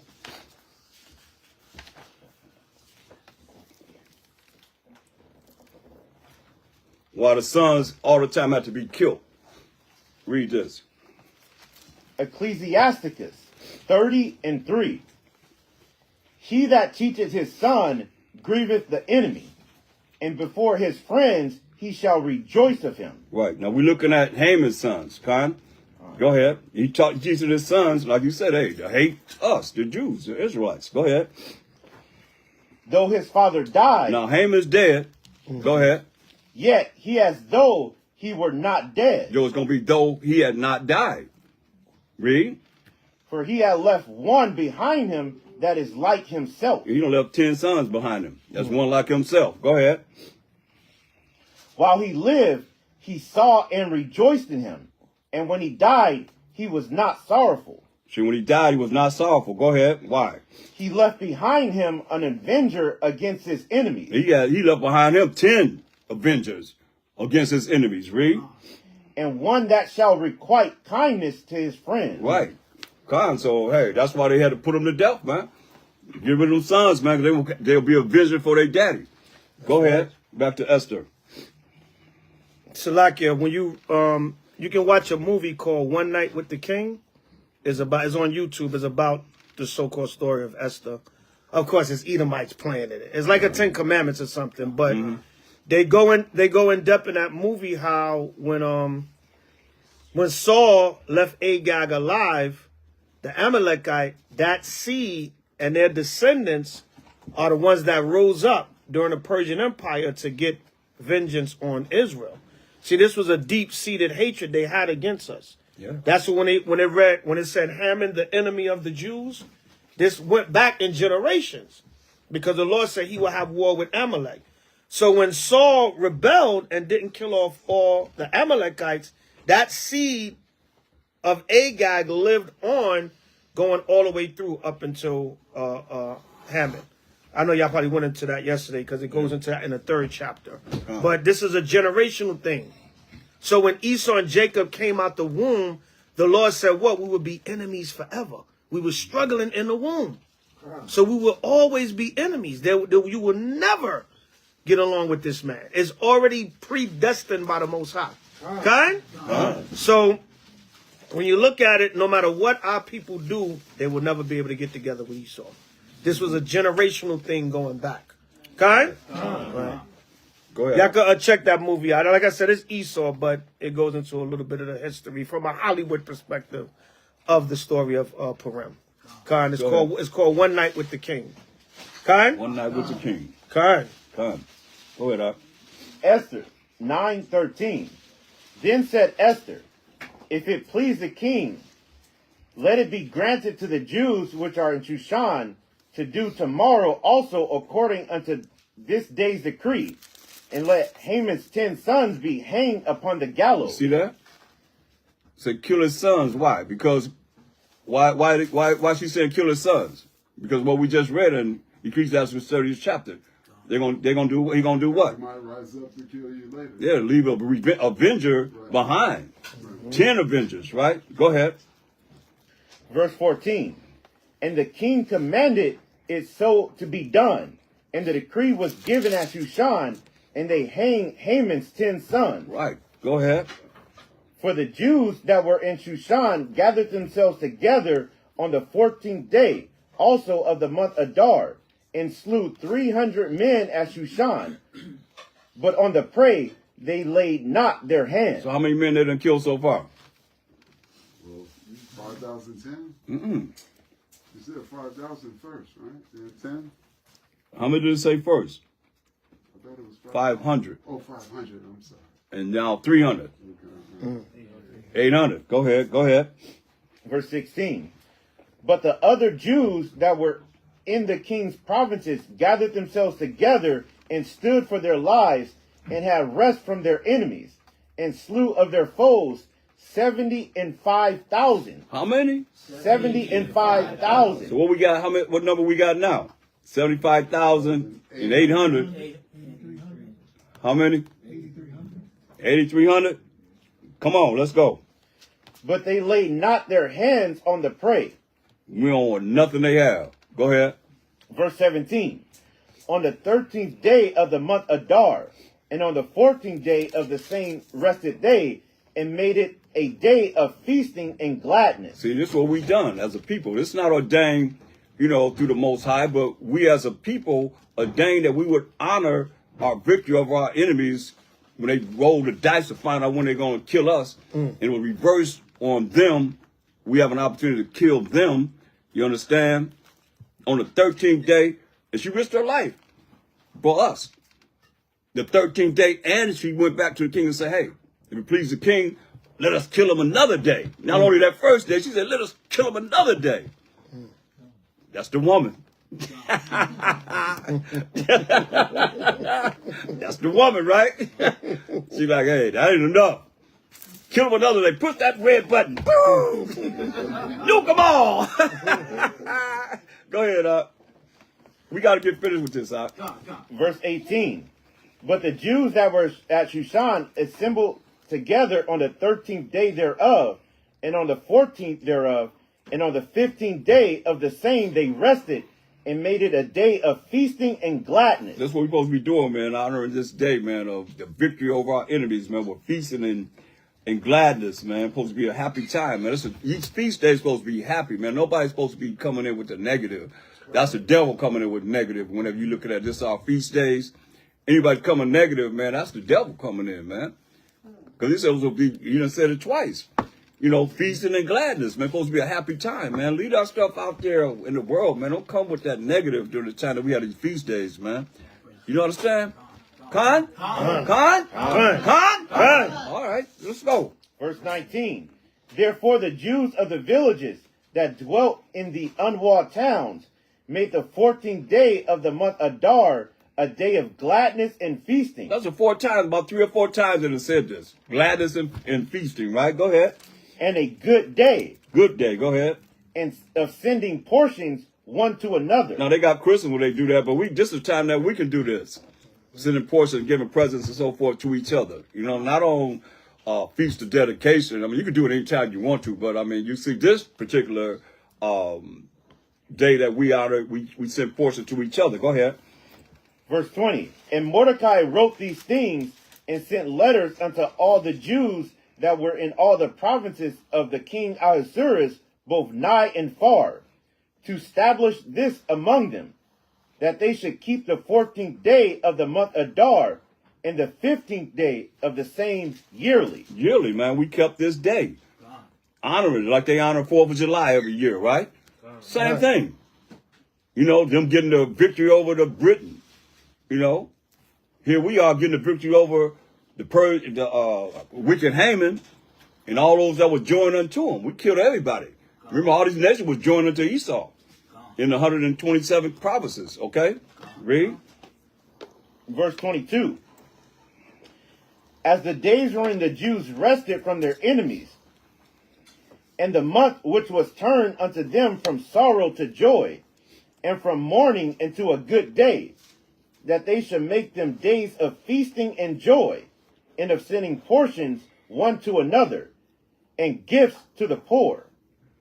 And the Jews undertook to do as they had begun, and as Mordecai had written unto them. Verse 24. Because Haman, the son of Hammedatha, the Agagite, the enemy of all the Jews, had devised against the Jews to destroy them, and had cast Pur, that is, the lot, to consume them and to destroy them. You know, I seen something on YouTube, and it was like the Amalekite talking about the Amalek and the Purim. Oh, they dress up? Huh? They dress up in costumes? Yeah, they do all that, but I'm just saying the title was Amalek and the Jews. Like, Amalek is not them. Oh, God. You understand what I'm saying? Like, Amalek and the, you know, and Purim. Like, I didn't get a chance to look at it, but I'm saying the title was like Amalek and Purim. You know what I mean? Like, they gonna talk about Amalek, just this and that, see what Amalek did. Who is Amalek? You know, I gotta look at it to see, but it's called Amalek and Purim. You know what I mean? Like, they looking at it like, I gotta look at it because who is they saying Amalek is? Today it says the Palestinians. Palestinians. Palestinians? Yes. See? As if they're not Ishmael. Right, I heard that. Right. You see what I'm saying? Right. Kind. They're liars from the womb. Yeah, go ahead. Verse 25. But when Esther came before the king, he commanded by letters that his wicked device, which he devised against the Jews, should return upon his own head, and that he and his sons should be hanged on the gallows. Wherefore they called these days Purim, after the name of Pur. Pur is when they rolled the dice. They rolled the dice, you know, to determine. They was rolling the dice to determine when they was going to do this. You know what I'm saying? We can't do it on this day because that feast day is this day, whatever things that, whereas we will be all together, trying to come together, got to do it on the day that we're not coming together. You know, like we didn't have anything as far as a holy day or any time, you know, that we would do this. This is like, I'm going to tell you, like when you look at Purim, the 14th day, always the Passover is a month after that. You understand? When we have, like we right now, the Passover will be a month right after we had the first day of Purim. It's always a month later, whenever we have it, you see? So the Passover always falls a month later, 30 days later or so forth, you know what I mean? Generally, it'll be on the, like we see now, the almost to the full moon. Because it'll be the 15th day, it'll be the full moon that, you know, we observe. So that's how you know. Go ahead. Therefore, for all the words of this letter, and of that which they had seen concerning this matter, and which had come unto them, the Jews ordained and took upon them, and upon their seed, and upon all such as joined themselves unto them, so as it should not fail that they would keep these things, that they would keep these 2 days according to their writing, and according to their appointed time every year. Verse 28. And that these days should be remembered and kept throughout every generation, every family, every province, and every city. And that these days of Purim should not fail from among the Jews, nor the memorial of them perish from their seed. Then Esther the queen, the daughter of Abihail, and Mordecai the Jew, wrote with all authority to confirm this second letter of Purim. See, you see, this is supposed to be kept every year, man. And we coming back to our, you know, it's beautiful because I did a lot of these by myself and with a few people years ago. When we started doing it, you know, realized we were supposed to do it, you know, we wasn't coming together like this. It's not something that we all came together back in the day, you know what I mean? But we recognize that, you know, that's beautiful, man, that brothers now coming together, man, and sisters coming together now compared to how it used to be, man. Just letting you know we're getting closer and closer, looking at what we did in our custom, man, and coming together to observe these things that we said we're going to do. You hear them saying it from generation to generation, right? Kai? Yeah, come on. All praise to the Most High. Go ahead. Verse 30. And he sent the letters unto all the Jews to the 127 provinces of the kingdom of Ahasuerus with words of peace and truth, to confirm these days of Purim in their times appointed, according as Mordecai the Jew and Esther the queen had enjoined them, and as they had decreed for themselves and for their seed, the matters of the fastings in their cry. And the decree of Esther confirmed these matters of Purim, and it was written in the book. Go ahead. Last verse, last chapter. Esther, chapter 10 and 1. And the king Ahasuerus laid a tribute upon the land, and upon the isles of the sea, and all the acts of his power, and of his might, and the declaration of the greatness of Mordecai, whereunto the king advanced him. Are they not written in the book of the chronicles of the kings of Media and Persia? Verse 3, for Mordecai the Jew was next unto King Ahasuerus, and great among the Jews, and accepted of the multitude of his brethren, seeking the wealth of his people, and speaking peace to all his seed. Right. So Mordecai, man, he was set up right under the king, man, King Ahasuerus, right? Which reminds us of who else was set up right under the king. Oh, Haman. You mean in this text? No. Who else in our history was set up right under the king? Yes. Daniel and Joseph. Khan. Very good. That's right. So when Joseph was set up, man, they talking about we was in captivity. We weren't in captivity under the Egyptian. When Joseph set up right after Ramses the first died, we was ruling, man. We had power for four dynasties. That's when you see Egypt was powerful, we was ruling. You understand? So what happened after Pharaoh got drowned? Then come a Pharaoh that knew not Joseph. Yeah, right. That's when we went into captivity. I think about 350 years we ruled. Then the last 80 years we was in captivity. Then we came out. From, the research that's been done, Yes. Yeah, speaking regarding Esther. Could you speak up? Speaking regarding Esther and the events that happened in Esther, I found something in the book of Job. If you permit me to read it, regarding Esther and Mordecai. Job where? Job chapter 5, verse 11, going to verse 15. Let's go there.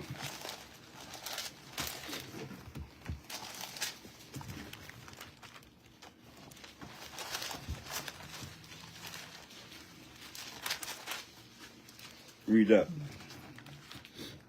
You want me to read it? You want to read it? Oh, yeah. You got it? All right. This is Job chapter 5, verse 11, going to verse 15. To set up on high those that be low, that those which mourn, Esther, may be exalted to safety. He disappointed the devices of the crafty, so that their hands cannot perform their enterprise. He taketh the wise and their own craftiness, and the counsel of the forward is carried headlong. That's right. Making They them meet with fall. darkness. Oh, come on.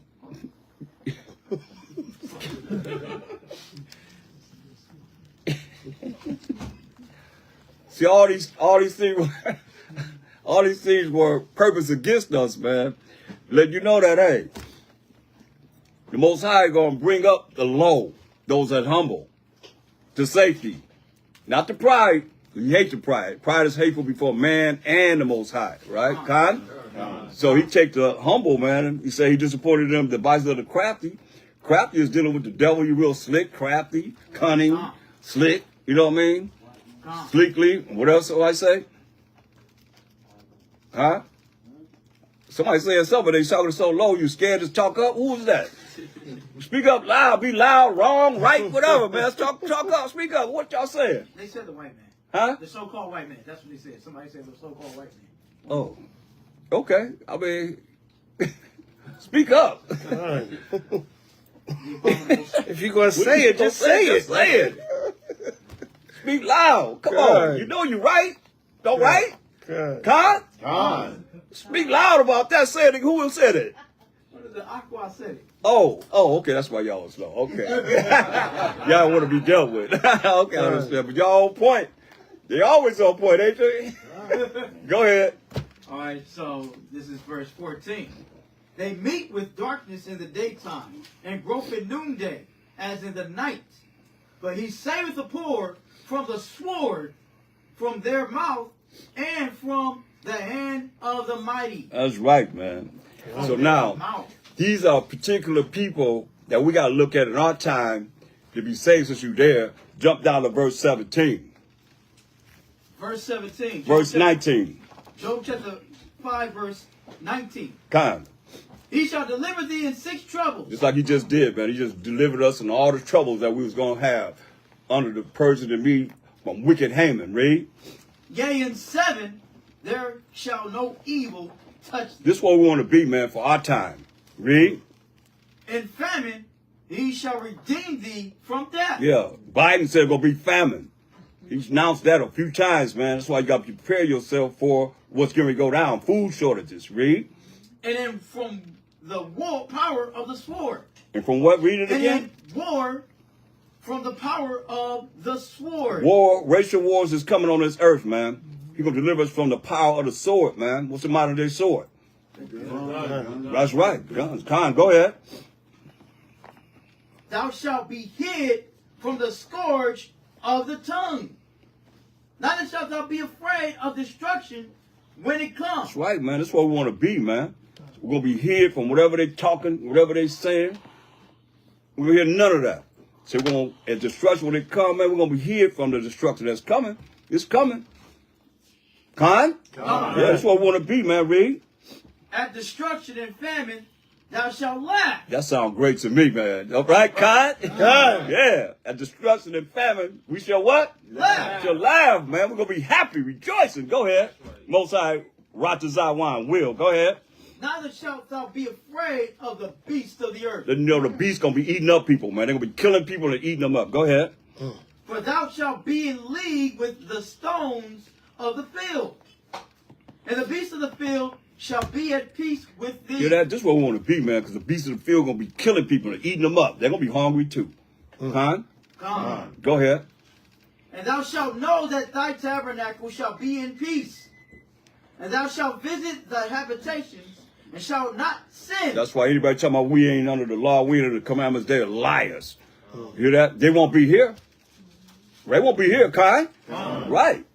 Say they shall not sin. That's what we talking about. Fear the Most High, repent, keep the commandments of the Most High, cry unto the Most High. Read, for deliverance, for be saved from our enemies in the hand of all that hate us. Read. Thou shalt know also that thy seed shall be great in thine offspring as the grass of the earth. Man, that's because Most High said we're gonna one man gonna have how many children? 1,000. Yeah, you know that, don't you? You know that, right? Go ahead. Thou shalt You ain't even, I could hardly get out of my mouth when he said 1,000. You know that one. Hey, and the feeble one, what a feeble gonna get? A strong nation. Bring forth a strong nation, man. Yes. The book Isaiah. God, Isaiah 60, 21 and 22. I want to write it down. Go ahead. Can I say something small about Bishop? Huh? I want to say something small about Bishop. What? When it says right here, thou shalt come, it says right here, that thou shalt know also that thy seed shall be great, and thine offspring shall be as the grass of the earth.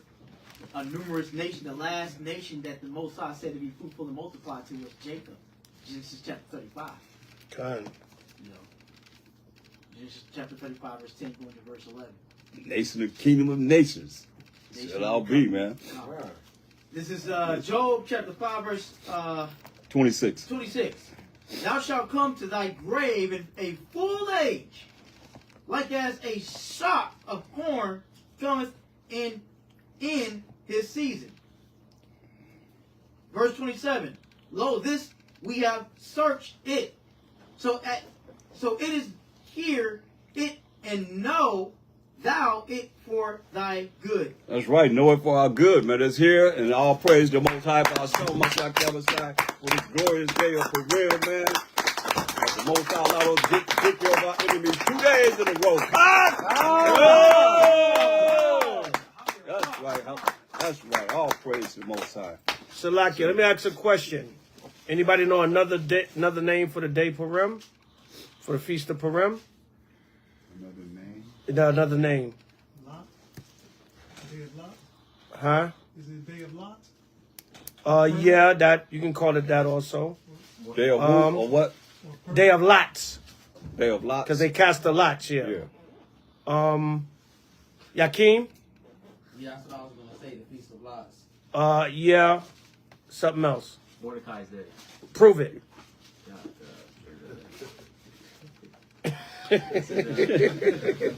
Purim is also known as Mordecai's Day. That's right. Because Mordecai was really the chief, well, I don't want to say the chief, but he was one of the main vessels that the Most High used to deliver Israel. Because he was the one counseling Esther, and he was the one really, you know, it always got to go back to the man. The man is the head, okay? Esther was the vessel used, but the counsel and the guidance came from her father, basically, because he took her as his daughter. He was an older cousin, but he took her as his daughter. The counsel and the guidance came from the father, Mordecai. Okay? So, prove it. Yashala. Yeah, Quick on that sword. Quick on that sword. 2 Maccabees 15. Oh, yeah, For the sake of time, I just help you out. 2 Maccabees 15 and 26. Y'all write this down. This links with Esther 10, 1 through 3. Okay? Yes, 2 Maccabees 15 and 36. Salakia. 36, my bad. Read that real quick. Read that, Yashala. This is the book of 2 Maccabees, chapter 15, verse number 36. And they ordained all with a common decree, in no case to let that day pass without solemnity, but to celebrate the 13th day of the 12th month. Right, so that was Tuesday night, which was the destruction of Nicanor / Judas Maccabees Day. Khan? Go ahead. Which in the Syrian tongue is called Ador. Go ahead. The day before Mordecai's day. Right, because what? The destruction of Nicanor / Judas Maccabees Day is before the first day of Purim. Okay? So the Most High gave us 3 days in a row of celebrating the destruction of our enemies. That's right. And the Most High used different tribes of Israel to deliver us at different times. We spoke about Joseph earlier, which was the father of Ephraim and Manasseh. Right? Tonight is Benjamin. Right? Is Mordecai and Esther. Right? Tuesday night, it was who? Judas Maccabees, a Levite. His name was Judah, but he was a Levite. Okay? So the Most High used all different tribes at different times to deliver Israel. Okay? One more and we out of here. Go to Joel 2 and 27. So today, real quick, I'm going to tell this story because we want to shut down and enjoy each other's company. But I was in Westwood, right? There's you know, y'all know LA. There's a lot of Amalek over there, right? So we're talking about Amalek tonight. So I was over in Westwood, right, taking care of some business. There's an Amalekite I deal with, right? And as soon as I can get in the building, you know, normally she'd be like, "Oh, hi, how you doing?" You know, you got to supplant the nation sometime. So you be cordial. I'm not going to go in there and be like, "You're not the real Jew woman, you're the devil." You know what I'm saying? I'm going to build a rapport with her because I got to supplant her for business and stuff. Right. You know what I'm saying, Kai? Use wisdom, man. I remember one time Elder Kazak from back in One West, he told us a story how the other elders messed up like millions of dollars in potential business that he was trying to do with Amalek and Israel. He was trying to do some business with them and bring it back to the school. The oil. But he took the elders over there and they cursed the Amalekites out, told them they not the real Jews, and messed up the deal. Whoa. So you got to use wisdom. You know, you're not in camp every minute. I bet you won't go on your job and do that because you'll be fired. Right. So you got to use wisdom, and you got to know when to make friends with the unrighteous mammon and things of that nature, so you can move in this nation, in this society, Khan. But anyway, I could barely walk into the building. As soon as she see me, the world is about to end. Because sometimes we talk about stuff like that. We talk about, you know. That's what she said? Yeah. I knew her, I met her back during COVID because I was doing some business. I met her, and, you know, I was like, okay, you can help a brother out. So I go link, whatever the case may be. But normally it's like, how you doing? You know, I tease her, shalom, you know what I'm saying, whatever. She didn't even say hi. I walked into the building. She said, the world is about to end. Because, you know, like I said, sometimes we talk about what's going on in the news. You know what I'm saying? I'm supplanting her. Right? But I said, the Most High is not playing, man. By Hashem, right? Priest gonna get on me for pronouncing it wrong, right? But I said, look at this, man. We in the midst of Purim, which we're going into the destruction of Amalek. You know, Haman was a descendant of the Agagites, and I could barely talk what we need to talk about, or she could barely say hi, and I tease and say shalom. The world is about to end. You see what's going on? See that? So the Most High is showing Right, give me Joel 2:27. Yashala, you can read that. Come, this is the book of Joel, chapter 2, verse number 27. And ye shall know that I am in the midst of Israel. Right, the Most High's in the midst of us. We are his chosen people. Okay? Right, go ahead. And that I am Yahweh your power. Come on. And none else. Read. And my people shall never be ashamed. We're not going to be ashamed. Be proud to be Israel. Okay? You know what I'm saying? Let people know. No, I'm not a black American. I'm from the tribe of Judah of the nation of Israel. I'm not a West Indian. I'm a Hebrew Israelite from the tribe of Benjamin.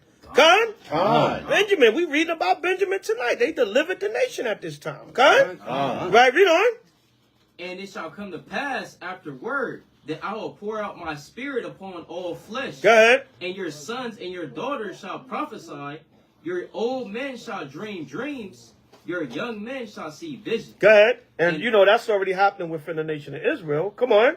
And also upon the servants and upon the handmaids in those days will I pour out my spirit. The Lord going to pour his spirit on all flesh on the earth, right? I'm coming in there, the Amalek woman prophesying to me. The world is about to, I'm like, damn, Shalom, how you doing? You know what I'm saying? The world is about to end, right? Go ahead. And I will show wonders in the heavens and in the earth, blood and fire. And we see what's happening in the earth, the prophecies, the destruction, the storms. Go ahead.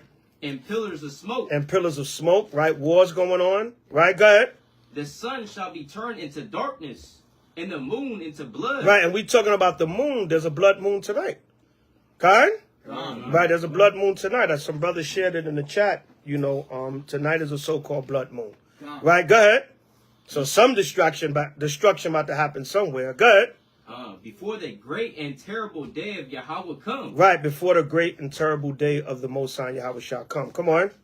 And it shall come to pass that whosoever shall call on the name of Yahweh shall be delivered. See that? We got to call on the name of Yahweh and the Mashiach, and we shall be delivered. Karen? And part of the way you do that is by keeping the commandments. You call on him by showing him you want to serve him through your actions. Karen? That's it on that? No. Go ahead. For in Mount Zion and in Jerusalem shall be deliverance. Go ahead. As Yahweh hath said, and in the remnant whom Yahweh shall call. See that? There you go. So this is a great time that we're living in. Right. The nation's coming up. We celebrating the Purim, which is the destruction of Amalek. Amalek trying to be the world's about to end. Right. I'm like, yeah, all right, I'm trying to get in there, do what I got to do, and get out. She want to talk about the world. All right, let's talk about it. I got a few minutes, guys. So Most High showing us, Salakia, one more. Luke 21:25. Luke 21:25. I know y'all smell the food. Come on, Elder, the priest already closed the service out. Right? Just messing with y'all. Right? Luke 21:25. But the Most High is showing these great signs, man.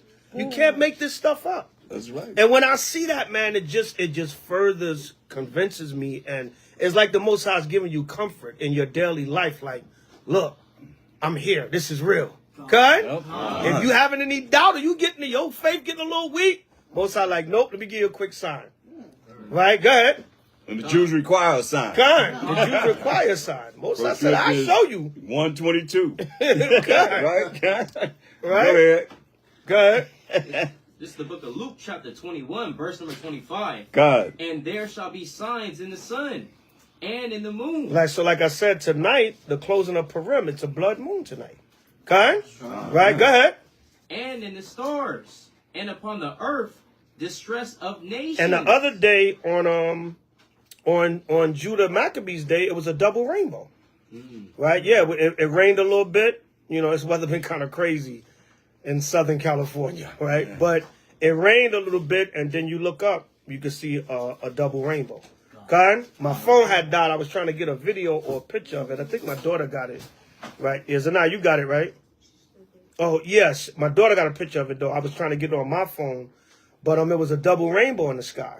Okay? Right? Go ahead. And upon the earth, distress of nations. And it's going to be distress of nations. Go ahead. With perplexity. Come on. The sea and the waves roaring. Go ahead. Men's hearts failing them for fear. And for looking after those things which are coming on the earth. Right. Another plane crash today. Or yesterday. Somewhere. Another plane, you know what I'm saying? People fear of flying, and I'm not going up there, right? Because the Most High is bringing all this destruction and wrath on the earth. So I just wanted to bring that quick testimony out on the Feast of Purim. The Most High showing us great signs. Hallelujah. Thank you, everyone, for joining us. And we're going to close out here. Say, Krom Abanawa Yahweh. Krom Mashiach Yahushai. Krom Yasharala. And we're out. Shalom. We're going to end right here.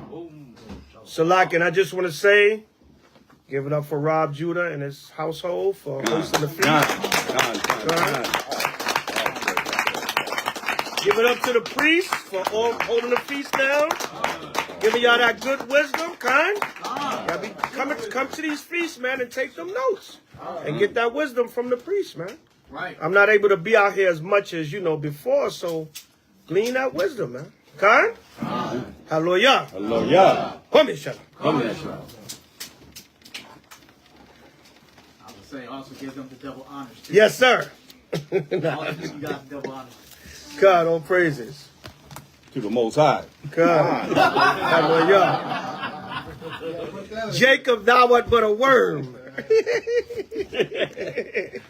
Hallelujah. Huh? Yeah, okay, yeah.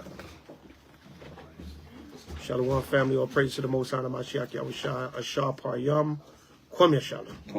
Happy Purim 2025. Shalom.